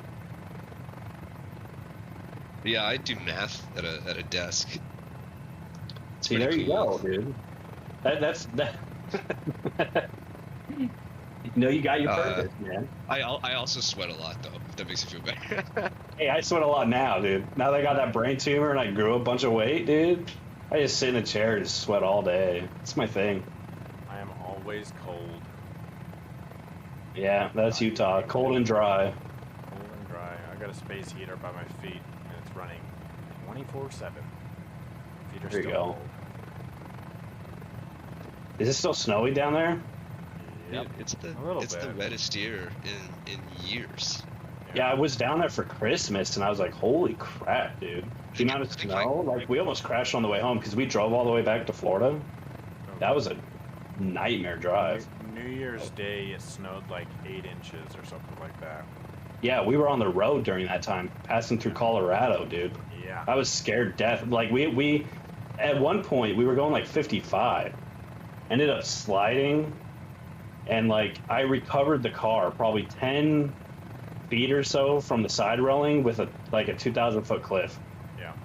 I was like, dude, I was shaking so bad. We stopped at the gas station, and grabbing some snacks and Red Bull and shit for the drive home, and I was just like, dude, I want to like pull out some cigarettes and smoke it off or something. It was crazy.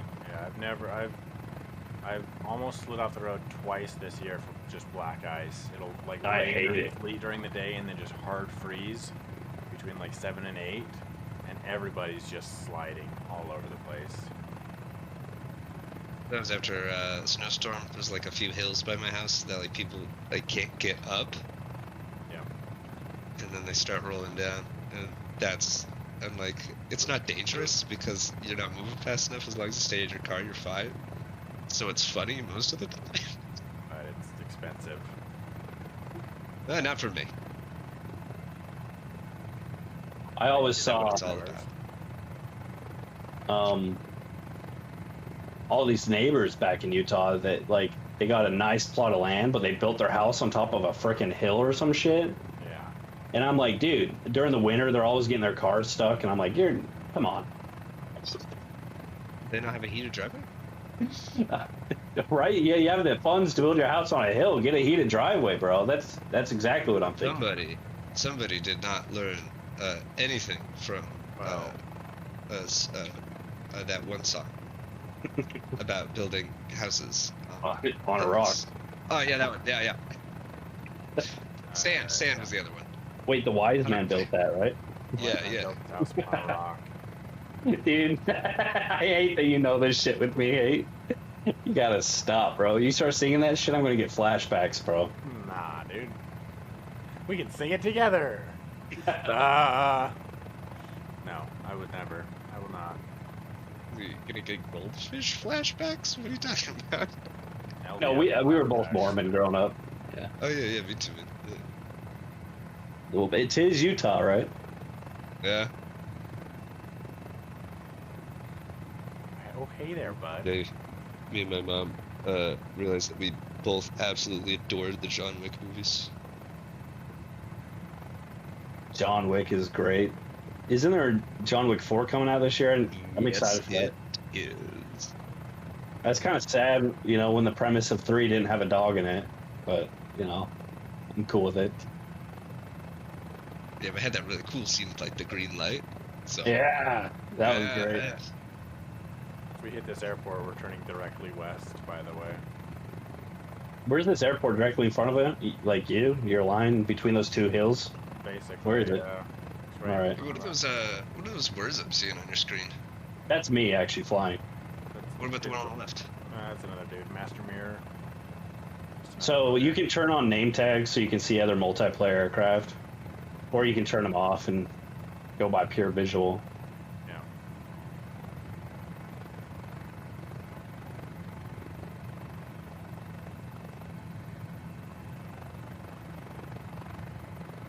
It seems like it would be really difficult to like implement like a radio system for the game. Did they even try? That's the other thing that would like make this the perfect sim, is if there was like an in-game like radio Swiss system. But They have basic AI generated ATC, which kind of helps you out. Right. And then they have some really important features like, you know, you are limited based on your terrain and your altitude and stuff, you know, line of sight. But right on top of this hill. all right. Oh, it's on the hill. Gotcha. Ah, that's a Wiseman. Coming that way. Is this the one we're landing at? No, we're turning west here. This is a stop and go? Dude, I need fuel, bro. Need fuel? I'm at half a tank. I could stop for fuel. Yeah, let's stop for Practice our fuel. landings. I'm sitting by the house. That thing looks like it has fuel in it.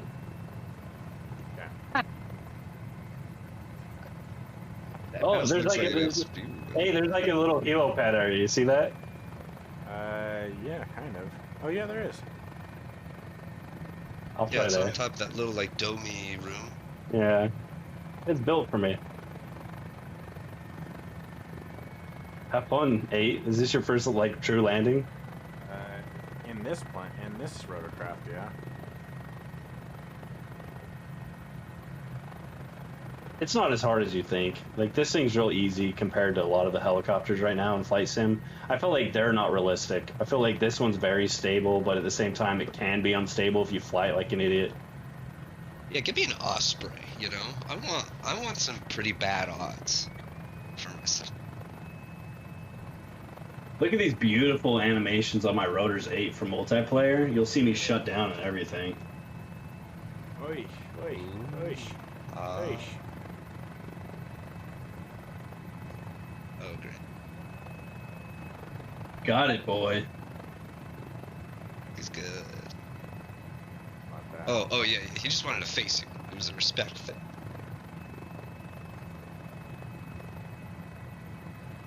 Oish. You know, I wish there was an add-on that you could call a fuel truck out. There is. Wait, there is? I'll push bar toolback. Or push Wait, you can call it fuel with that thing? Yeah. Yo, call us a fuel truck, bro. It's not a It depends Dex. on if there's a fuel truck here. Probably ain't, is there?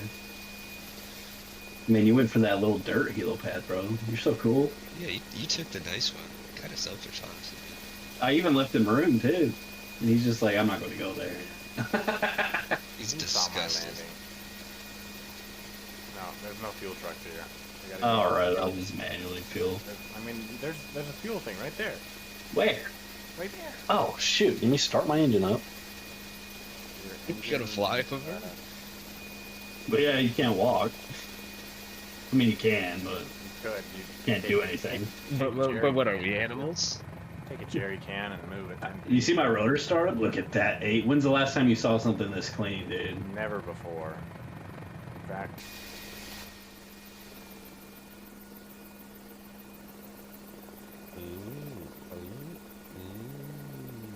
Bro, most multiplayer, so a lot of the game has breaking bugs. One of them is nobody can implement a really smooth looking rotor animation.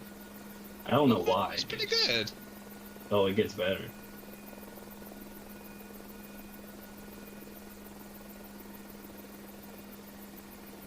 Okay, I was wondering what the transition was gonna look like.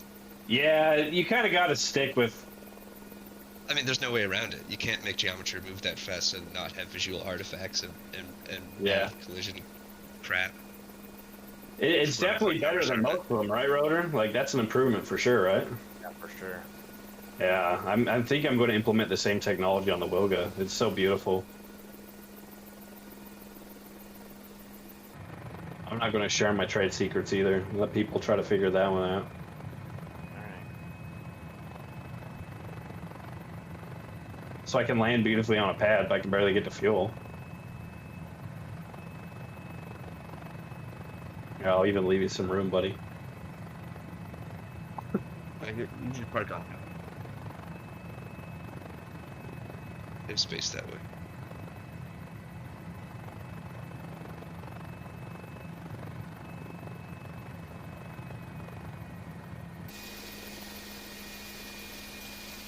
Yeah, that was pretty good. Yeah. You didn't even. I think my rotors might be clipping. Oh, they're not. I thought I was too close. It looked like that for my cockpit. I was like, dude, I'm going to smash this BP jet.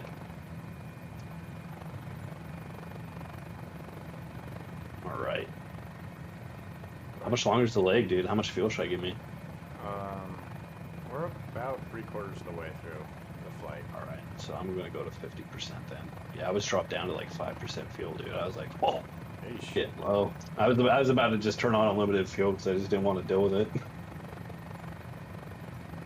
I'm confused. Why would you, like, not fill up all the way? So you start out with a default of 50%, and so I wasn't paying attention, so I didn't fuel it before departure.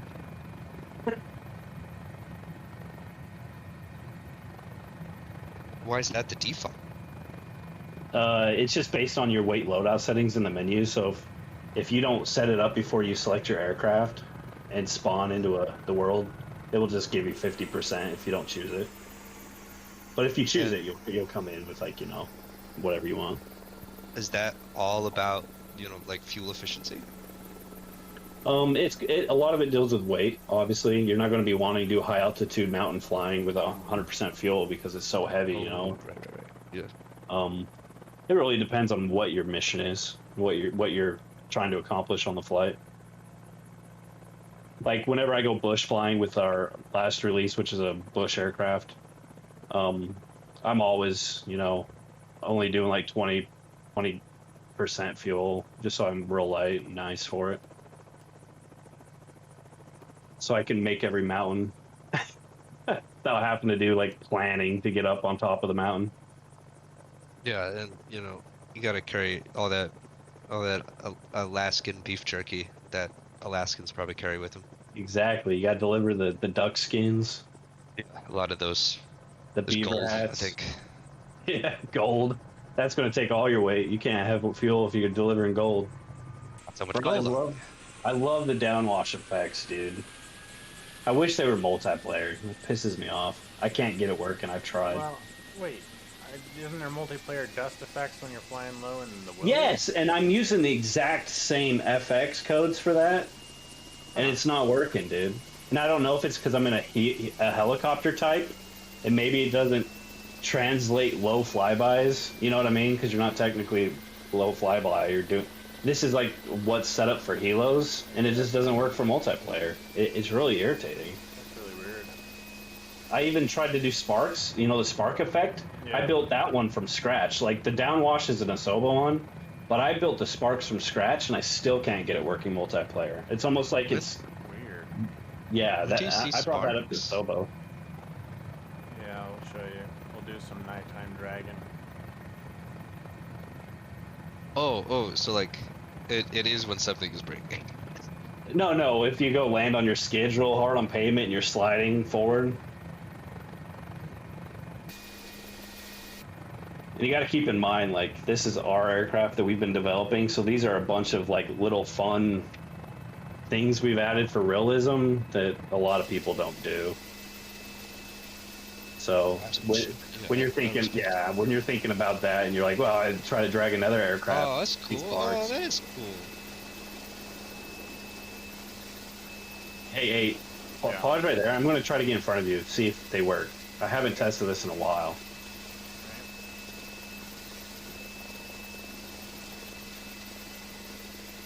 Nothing. Ah. Oh, but I can see the dust on the grand screen. Yeah, downwash. We added all the effects. We have certain downwash for pavement and grass, and the water spray downwash is insane. You got to try that. Next time we're over water on this flight plan, if we do, you got to drop down and see what it looks like in the water, dude. We're going back to the ocean, so right today there's a crappy takeoff, but we're just gonna dive down this hill. I'm glad that you avoided tail swapping yourself when you were stopping on the runway. Is that what it's called when you like dip the tail rotor into the pavement? Yeah, probably tail strike. Tail strike is on an airplane, but does it have a different name? If it's a table saw. Yeah, right. Dang, Brad, speed up, bro. Speed up, I don't even know where we're going, dude. heading west. Heading west, heading west? Why'd you take off east, bro? Because I just didn't really know where we were going. I lost all my health. You're dropping down the valley, like you said.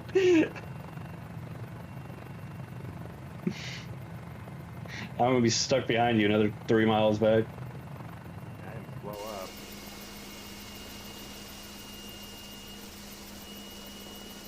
I'm gonna do a lot of future like VFR stuff in this, like safaris and Yeah.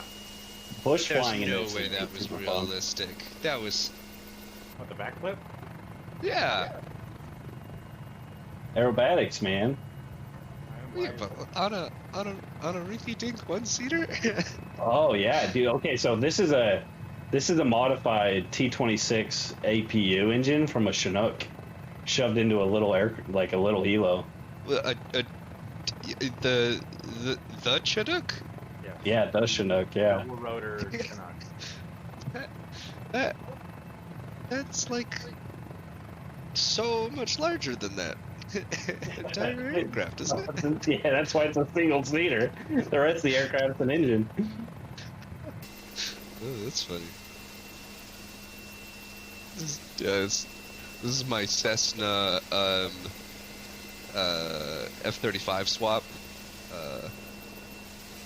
Both of them. Both. I got the takeoff fan, and then I put the Ramjet engine from a Blackbird in this. Yeah. You can fly the Dark Star in Flight Simulator. I don't know why you would, but you can. You know, I started modifying that. I gave it a front window. Nice. That's exactly what it needs. I just never did anything with it. That was going to be originally part of the 40th anniversary expansion, and then I thought, hey, this isn't a 40th anniversary aircraft. Nah. I'm still waiting for those, you know, the JATO on the DC-6, man. We got them modeled. I can't get the effects looking good because I'm going to have to model those from scratch. Yeah. And I'm trying to get something badass. Yeah. And it just looks like a bunch of combustion smoke. Yeah. And I'm really trying to get that thing to spit flames and have little flares come out and stuff. Like, I just can't do it. I'm trying. It's going to take a while. But since it's freeware, like, I don't have an obligation to it right now with between projects, maybe. I don't know. Yeah, that's fair. Once we release this guy, I'll have a couple months to work on it while Micro's modeling the next one. Yep.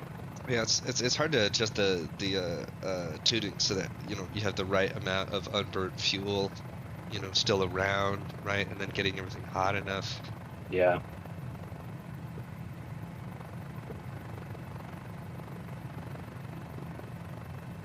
I'm just waiting on the big old cargo military aircraft. I hope they're good.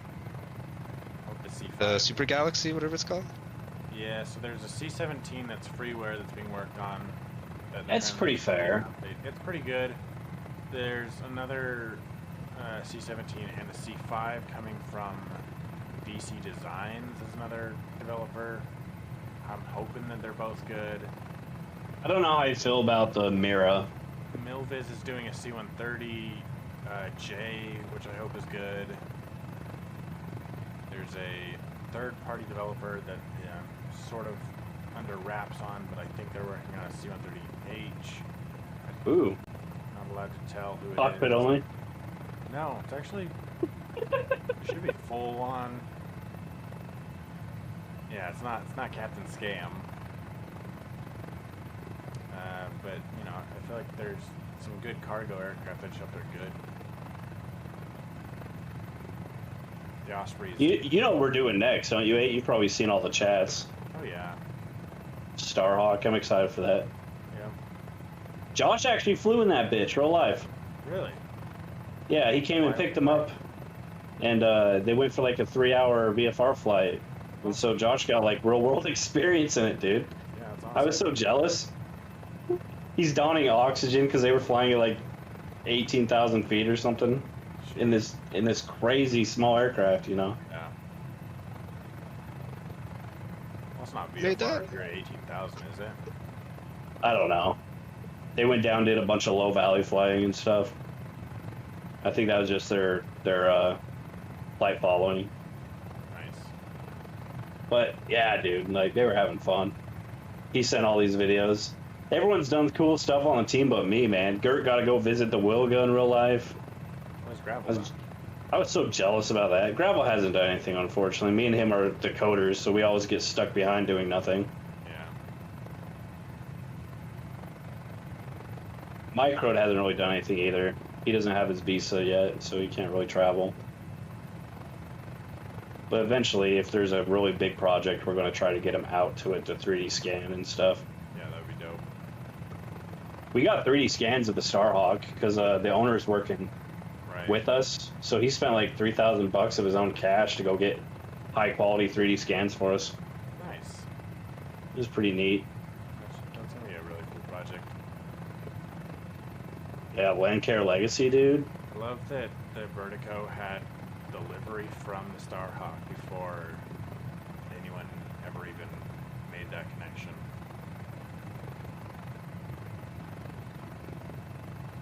you know, we were thinking about doing.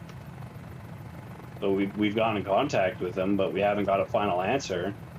Like the Wilga, Is the this Wilga something has you want to say on variants, right? stream? Is this something you want to? I'm just. You can say whatever you want, but do you want to say it on stream? I don't know, dude. That's a good question. But you know the big old shit. You know what Gravel was accomplishing with a freeware, don't you? On turbulence. Yeah. Yeah, I don't care. There's nothing final with it, so I could say it on stream. But It's gonna I be mean, like, it's in the, see it, so you're probably fine. yeah, it's in the same category as Draco. We're just waiting on final words. You know what I mean? Like if we ever get that final approval, we're going to bring the Draco and we're going to bring Turbulence. Because I mean, we got both the Legacy and the Wilga. Why would we not? Right.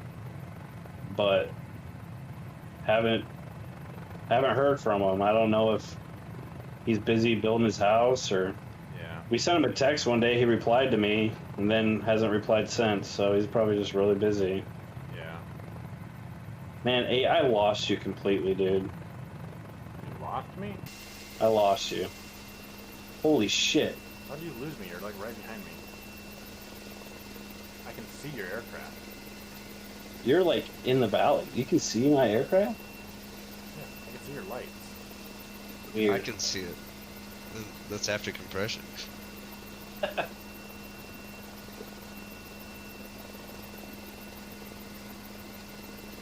That poor F4F, dude. Oh my gosh. Yeah. It's pretty much done, dude. It is? Pretty much. We can't get sound recordings. We can't find anything with an engine like that. Yeah.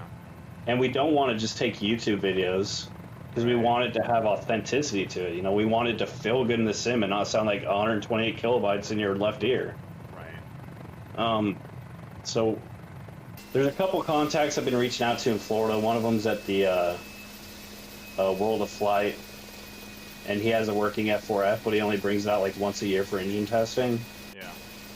And I'm like, please let me come for your next engine test and just set up like 5 mics.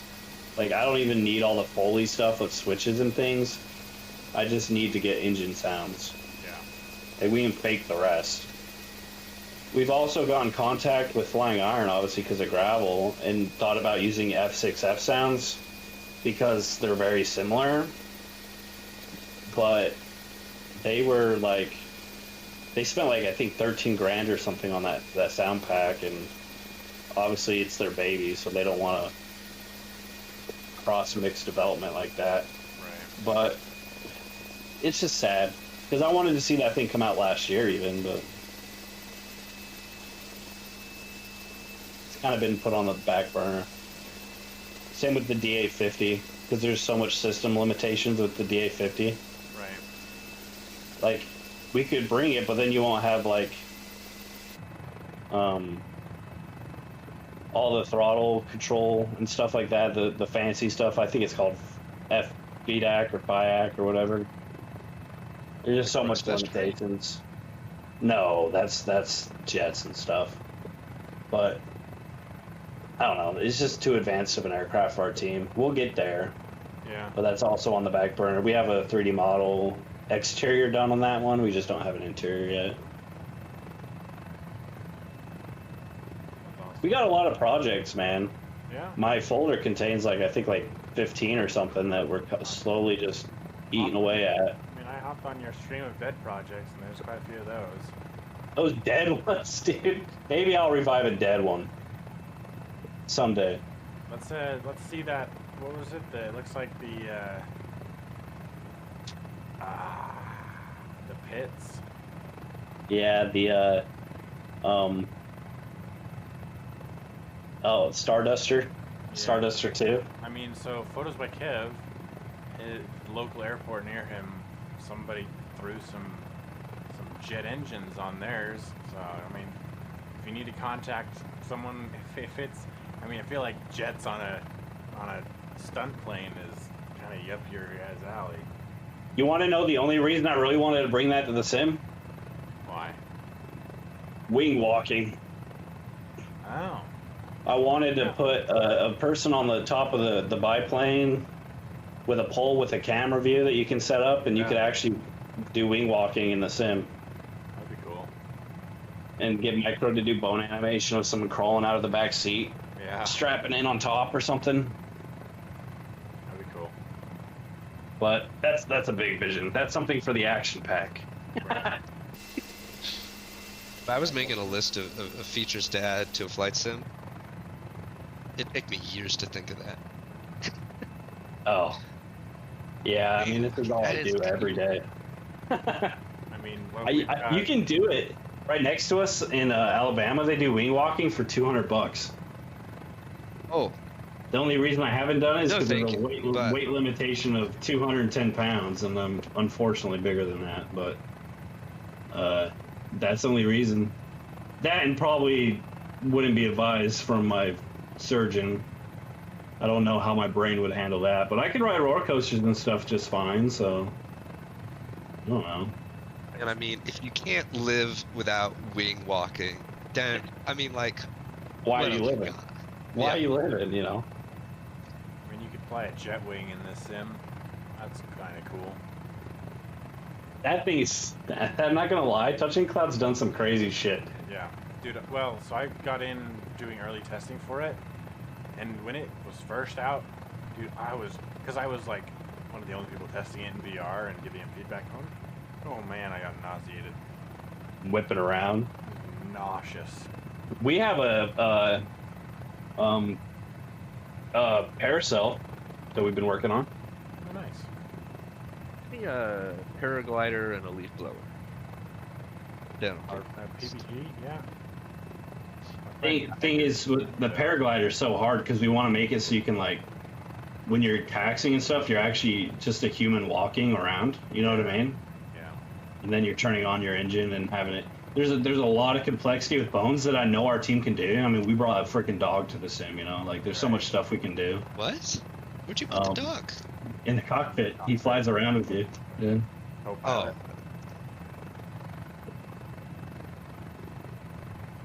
But I know we can do it. It's just you should let him fly. I can do it.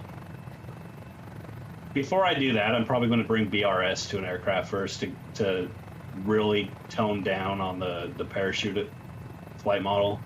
What is Because BRS? that's your I think ballistic you need recovery IBS. system. Oh, never mind. So there, yeah. So it basically shoots out a ballistics from the top of the aircraft with a parachute attached. So if you like stall out in a small aircraft, Oh, well, doesn't the Sting has it, does it? right? Yeah.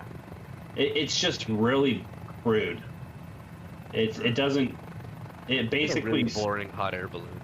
the way they did the flight model for it is they stop forward velocity as soon as it's deployed. They go to a cinematic camera so you can't see the grossness of the 3D animation, Yeah. and then it kind of just floats down like auto rotation almost. It just feels wrong. Yeah. And if I'm going to do a parasail, I want it to feel like a parachute. I want to see that thing rippling in the wind as you're turning, you know? Yeah.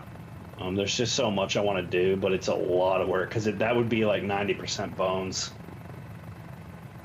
And something with bones is like, there's so much limitations with Flight Simulator. You can't parent bones to other bones. And so you have to do everything as if it's a single piece. Yeah. So it's very hard. Are you You flying need. on live weather? I am. Why? You see the big old nice gray. The storm? Yeah, it's shit. So I think it's actually funny. This next airport is the final destination, right before the storm. No. Yeah. I'm gonna go do some highway flying. All right, here we go. Car chasing. I really wish they would improve their road system and their traffic. Yeah. That's such an immersion killer for me. Yeah. Seeing the cars driving sideways on a mountain. Well, I mean, if you're in California, it's kind of Yeah. pretty lore accurate to have pretty bad realistic. roads. Yeah. Yeah, but it's. You see the guy driving on the side of the road here? He's like not even on the road. No, it's still accurate. accurate. You want I to know mean, one it of would have crashed by now, but my biggest complaints, A, What's that? is I feel like this sim was really built for airliners. It really, yeah. It was built for that freaking navigation. Yeah. I You're wanna really know- high and you're seeing the terrain. Like, I want some detail down here. I want to know how these Twitch streamers that fly airlines are pulling in 200 active viewers at a time. That Especially seems some of them I saw insane to me. that were like, there's this one guy who streams every day and does like a 10-hour flight. Yeah. Like, what is And he's always having like 200 people at a time. I'm like, come on, what are they dude. doing that's pulling in those numbers? They're not even looking at anything. It drives well, me nuts. what's the movie? Do they have Biscoff cookies? Oh, hey, That's go what under one pulls of me. these bridges, dude. Okay, we're gonna pull what's the guy's name? The guy that did Why, Whistling Diesel? no, the guy that did Lee the Harvey Oswald. ambulance movie. Oh, we Uh-oh. just flew right into the bridge. There was no under. It was just into. Sturdy helicopter, huh? Nice scrape sound though. Yeah, unfortunately, Microsoft doesn't let you do damage modeling, like visual damage. So I'm kind of curious if they're going to say anything about the sparks. Microsoft I doubt doesn't it. let you, or there's like just No, no way in the there's framework. limitations. No, you can do it. It's But part they- of their contract with Boeing or something. Yeah, it's something Oh. about like you can't show that this aircraft has visual issues because it looks bad on the company in real life. Yeah. If someone's simulating an engine falling off in the game, it might think it's cool to play that, but the company who's actually owns the real world aircraft will look at it and be like, "Are you serious? We don't want to promote that our plane's falling out of the sky." Or Yeah. Car crash companies into a famously building, hate or, Forza. Yeah.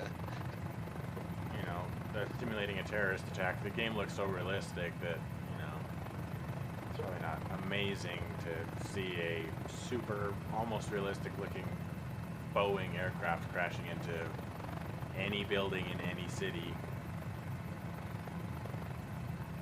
Yeah, you can imagine like when that 9/11 expansion came out, Dude, I was like, "Come on, dude, that's kind of disrespectful almost." yeah. And then he was charging $10 for it. Yeah. He's literally just feeding on people who are not Americans who just want to do that for fun to have a, I don't know. Yeah. Was that on the marketplace? Where was I think it was. I don't care. I saw it on Sim Plaza and I was like, it?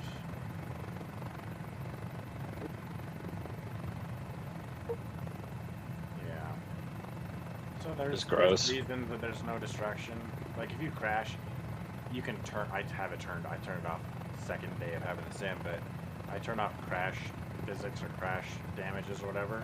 If you crash with them on, it'll just black screen and be like, you've overstressed the aircraft. And then you have to restart at where you started this flight. So like it would put me back 2 hours backwards in time at the airport we started at. I think that's stupid. not to mention the G-force effects if you over G'd on accident and then it stops you. Yeah, and like on a bush plane, you're landing at the big old Hard 35 sometimes. 35 Yeah. inch wheels and the shocks on the Wilga. You can land that thing pretty, pretty firm landing, and the sim will be like, you'd destroyed your shit. And I'm like, well, I'm pretty sure I didn't, but you're the sim, so you must know everything. Look at this lake right where I'm at. It's just like hovering. It's like up 30 feet. Or this river. Oh, And then yeah. there's like holes in it. The river, yeah. Yeah. That is bad, bro. Look at these holes. I'm landing in one. Okay.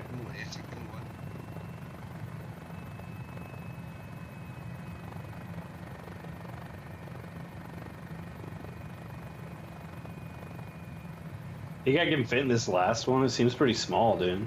Seems like a tiny hole. I'm going in. The old fill California in. river. Oh, dude. I'm barely going to fit in this thing. Majestic Grand Canyon. Oh, shoot. Dude, I'm gone, bro. Grant, where am I, dude? Did I glitch out of your game? Down. Fly over that last one and look down in there. actually bigger than you think once you get into the hole. Oh yeah, you got plenty of room down there. It felt sketch, bro. It felt so sketch. It's coming so down. funny. Yes, Inception. Hey, oh, hey, oh, I'm in the wall, I'm down. Nice, bro. It's the end of the map. That'd be scary if real world had stuff like this. You're just blown down the Maybe river. we should go to Ohio, man. Fall into a hole. Just like perfectly square like it's Minecraft. Just glitch out of the world. Oh, perfect opportunity for you to see downwash effects on water, dude. Earlier, flew over the bay. Really get beneath the surface, yeah. Oh, I love them. Put my skids in the water. We need to put floats on this thing. Yeah, you do.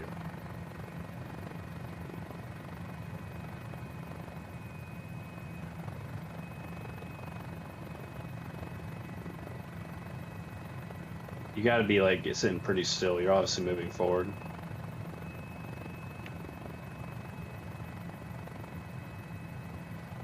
Is your collective up? You gotta give yourself some power.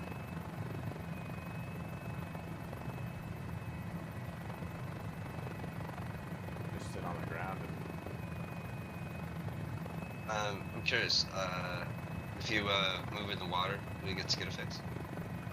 No, you get water effects. Yeah. flood. You can't see the multiplayer. Oh, no. What's that? Oh, yeah, that's pretty cool.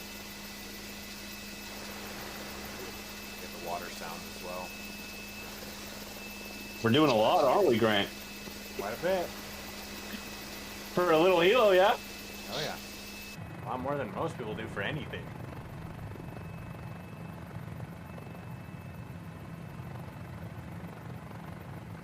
When you shut down at this airport, when we land, Yeah.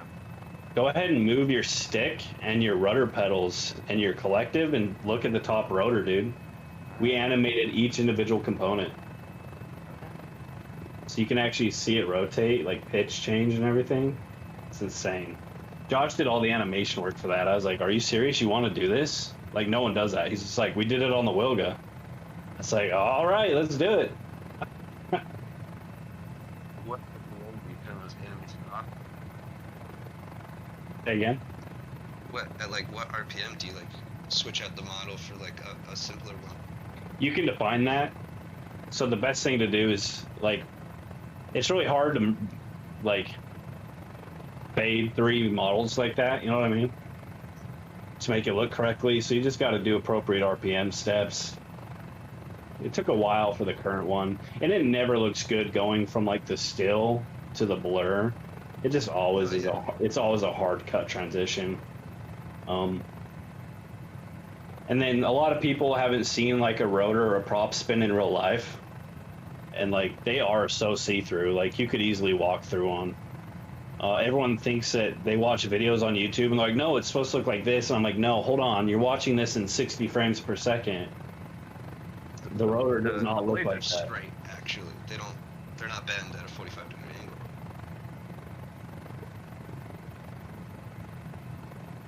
Rolling shutter.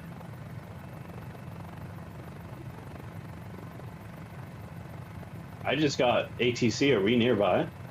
Yeah, so we're on the approach for runway, whatever the crap this is. 3-2? Nice. Oh, I see it. It's right in front of us. Yeah. Yeah, I was looking for some odd reason, like in this residential area. I'm like, where the hell is it, dude? This is a golf course. Oh, we got a big old runway. Freaking land airliners here. We are ATC flight of 2, tiny little rotorcraft. Clear land, go.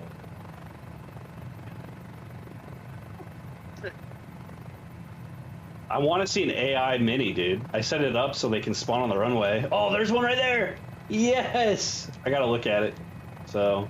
On the runway? No, on the apron. I haven't seen one in the game yet, so this is my first test. It's been so hard to find one of these spawning. You can't even, as a developer, you can't force one to spawn unless you're a scenery dev. Yeah. So you'd have to make a scenery, you know, like Rotor did, and have it spawn there purposely by aircraft type. Yeah. Oh, nice. It did work, dude. So something that a lot of people don't do, once again, Grant, Yeah. is we have no pink screens in multiplayer. Thank you. Yeah, go look in. Does that mean mixing texture? It's a missing texture file, yeah. Usually it's what it means. Yeah, but yeah, it's because. Go ahead and look in my helo when you land next to me. Yeah. It's so nice. We found out how to put textures on them. So right now they're just black, but we might do like just take a couple pictures of something, you know, to fake it. But we're not sure. We kind of like the look of black because it's not distracting. Oh, that was not the worst landing.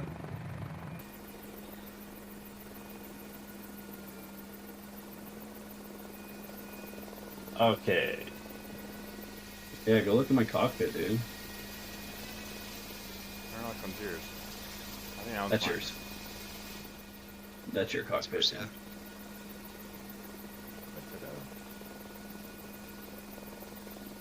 Oh, it's not bad. Right? Just black. Slow down my camera so I can actually. Give me a bit of right rudder. There's not a rudder. No, it's a camera. On speed.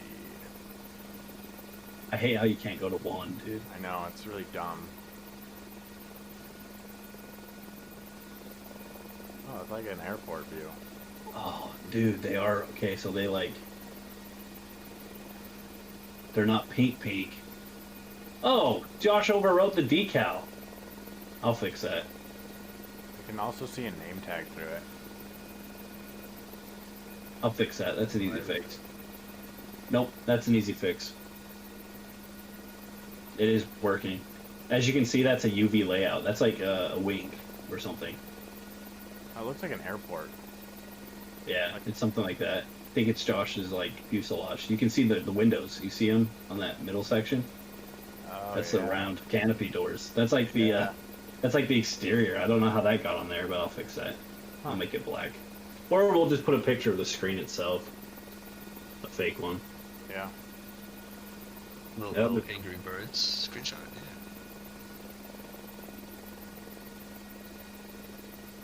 Cool.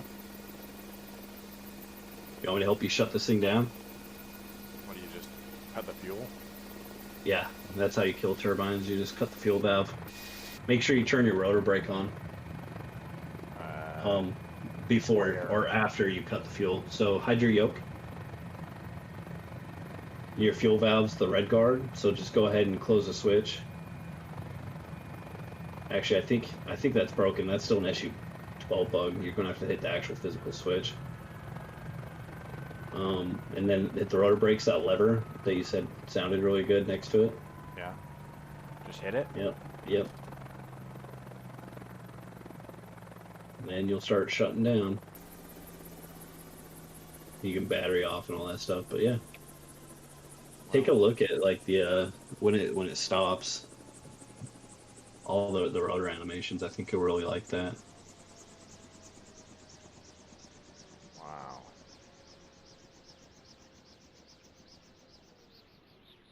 Ooh. Like look at it close and like yeah. Alright, hold on, I gotta go to this camera. If I can. Yeah, and you can hit C on your keyboard and take control again. I don't know if you knew that. Yeah.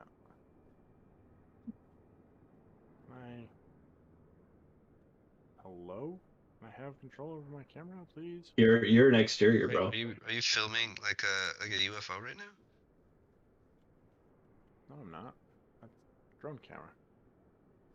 Is it not? I'm making like a shaky camera joke. I don't think I just go showcase up top. I don't know what yours is doing. Oh, you're not in free camera. Yeah, Well, I was, but weird.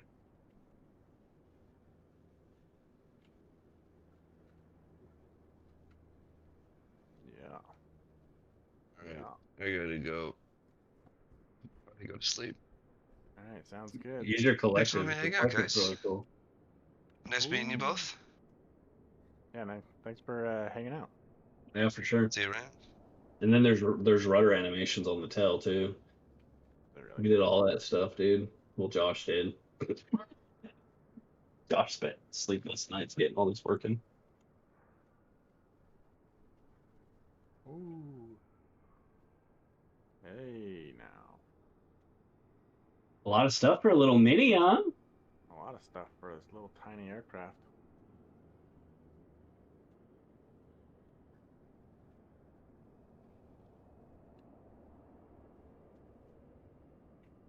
That's really impressive. I don't know how he animated all these things. That's so much because you can't. That's not bone. That's all static animation. It's like you're insane.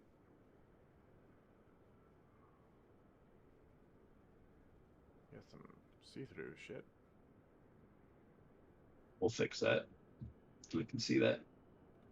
It just has inverted mesh right there. Right. I think that one's supposed to be see-through, but the whole part's not. Cool. You liked it? Oh, I love it, dude. Worth $15, you think? Yeah, it's like worth $30. All your Good. stuff is worth $30. What are you holding on to, bud? Nah, we're not greedy. What are you holding We on were to? with the Wilga, but that's because we gave you so damn much. The Wilga was originally going to be priced at $20, but then we decided to add 7 variants.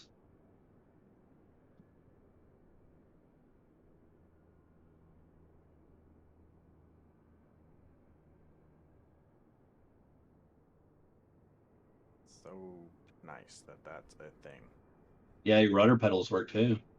What? It's not perfect, but you know, Wait, so the rudder isn't like slide thing, it's toe thing? no, they're actually they're on a pivot. It's Oh, weird. I need to change that because mine is not like that. Oh, really? You're sliding? Yeah, I'm sliding. Huh? That's what it usually is, isn't it? Yeah. You like push it forward.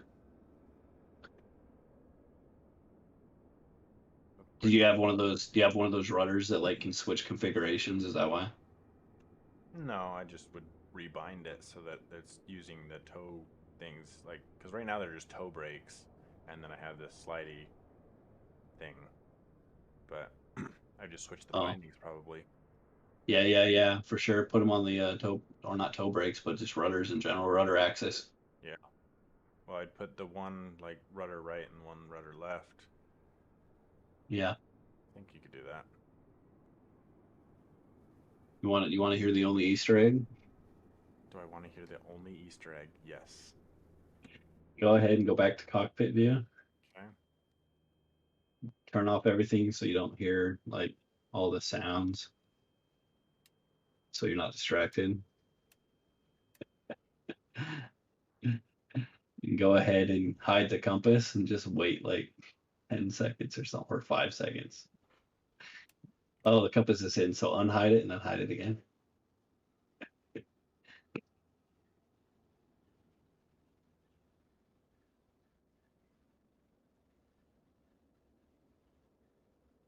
Did it not make any noise? Hmm. Josh put a fart.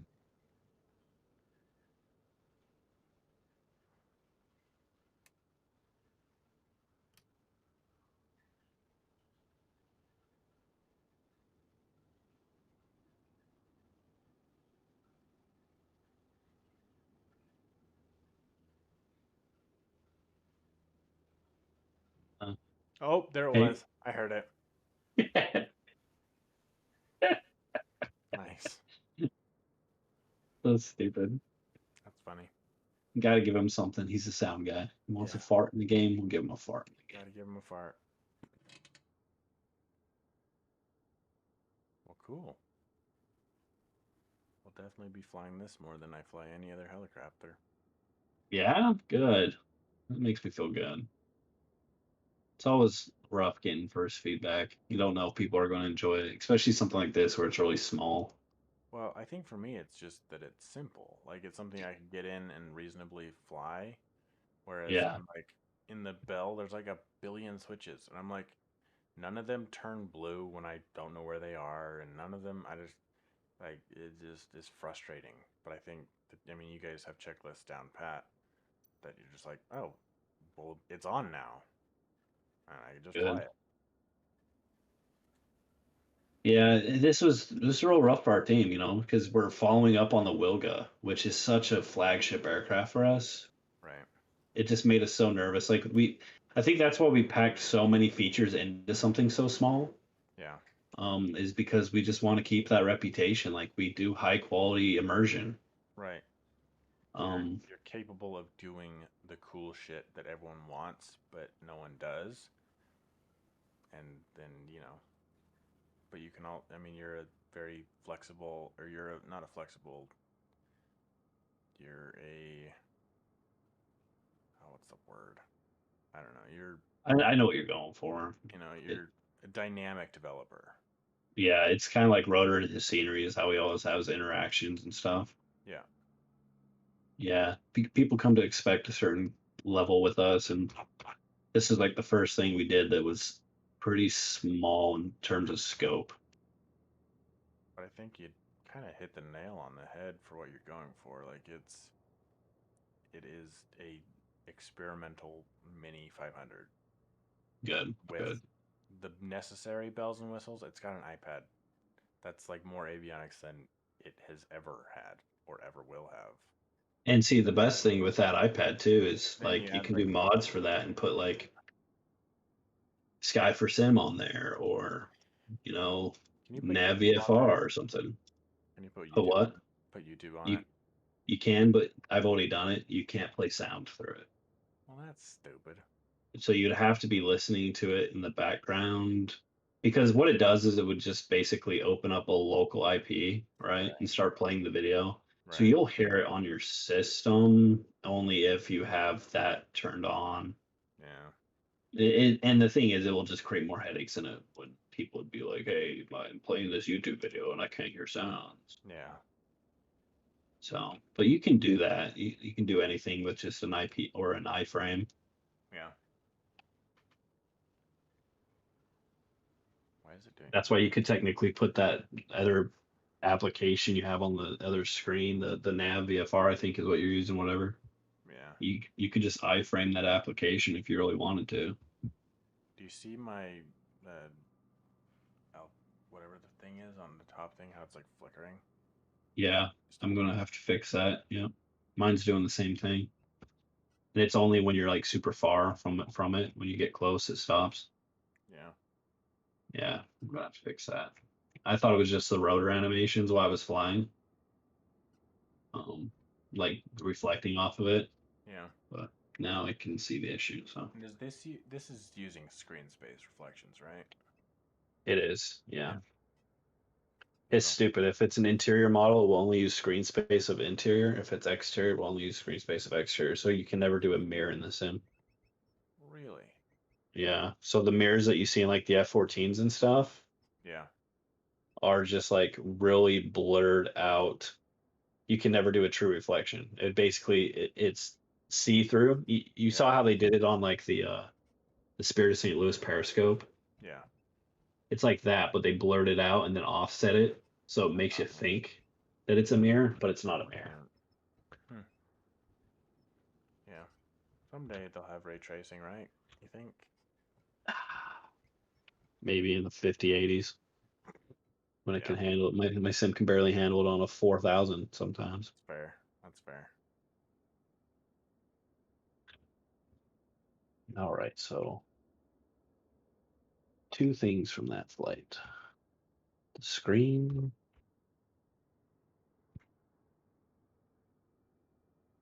Flicker. That's the top nav unit. Slash your 225 or 225. Garmin 225. I know you can't simulate engine damage, but I really wish you could. And then you just click on the fire extinguisher and just fucking everything just turns white. Ooh, I could do smoke effects in the cockpit. I could do that. Yeah, but you can't have engine damage. I know. You can have engine damage with certain things. You can't show fire, anything like that. But like for Well, example, but it's they funny that approved our the oil on the default, windscreen and the Wilga. You know, you can do stuff like that.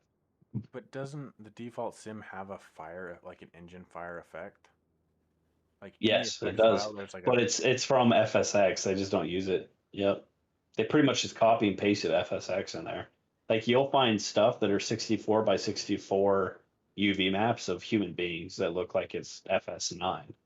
huh. It's just been copied for 15 years. Wow.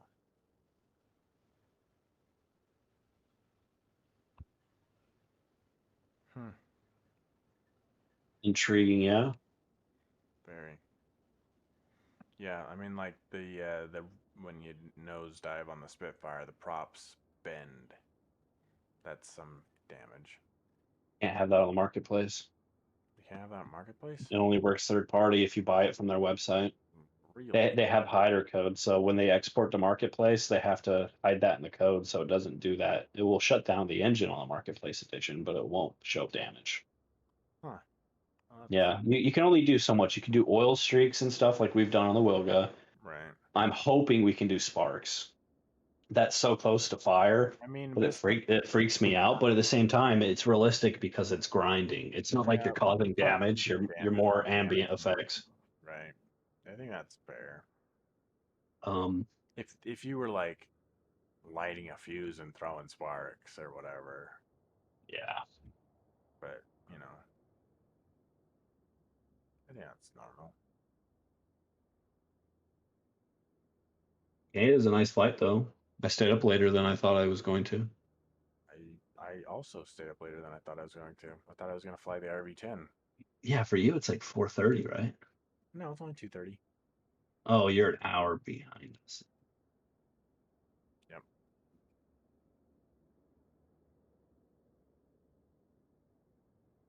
We did it pretty fast, I think. I feel like we Yeah. were cruising 120 the whole way. It I felt mean, good.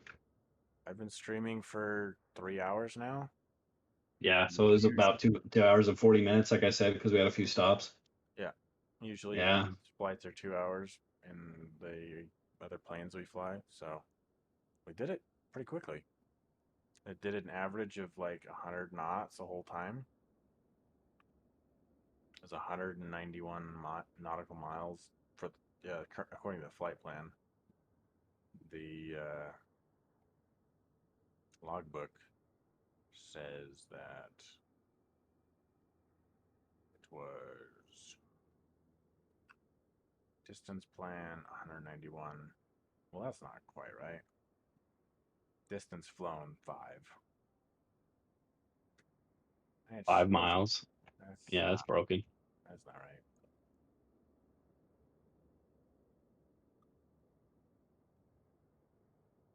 Oh wait, it broke it up into like a bunch of things, but it still doesn't all add up to what the heck? Mini-500, yeah. So it broke it up into like little tiny 0, 2, 4, 5, 16, 11, and 5 are the only distance measurements other than 0. Well, that's a bit strange. Will you do me a favor and switch your avionics to the 530 and see if it flickers at all from a distance like that top one? Yep.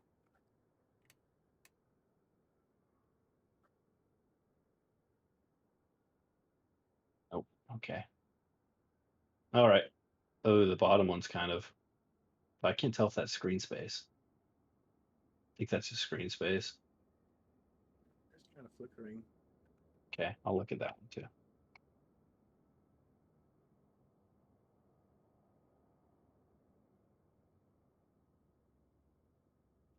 All right, That well, one's so far ahead, that shouldn't be flickering. Here, I'll move the glass up a little bit.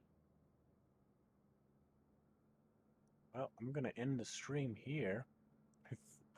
We got one viewer. I think it's you, probably. I think you're the Yeah, one it viewer. is. Well, we're gonna end the stream here. Thanks for watching, and if anyone watches this VOD, you'll get some sneak peeks and previews and hints at upcoming projects. Juicy feedback.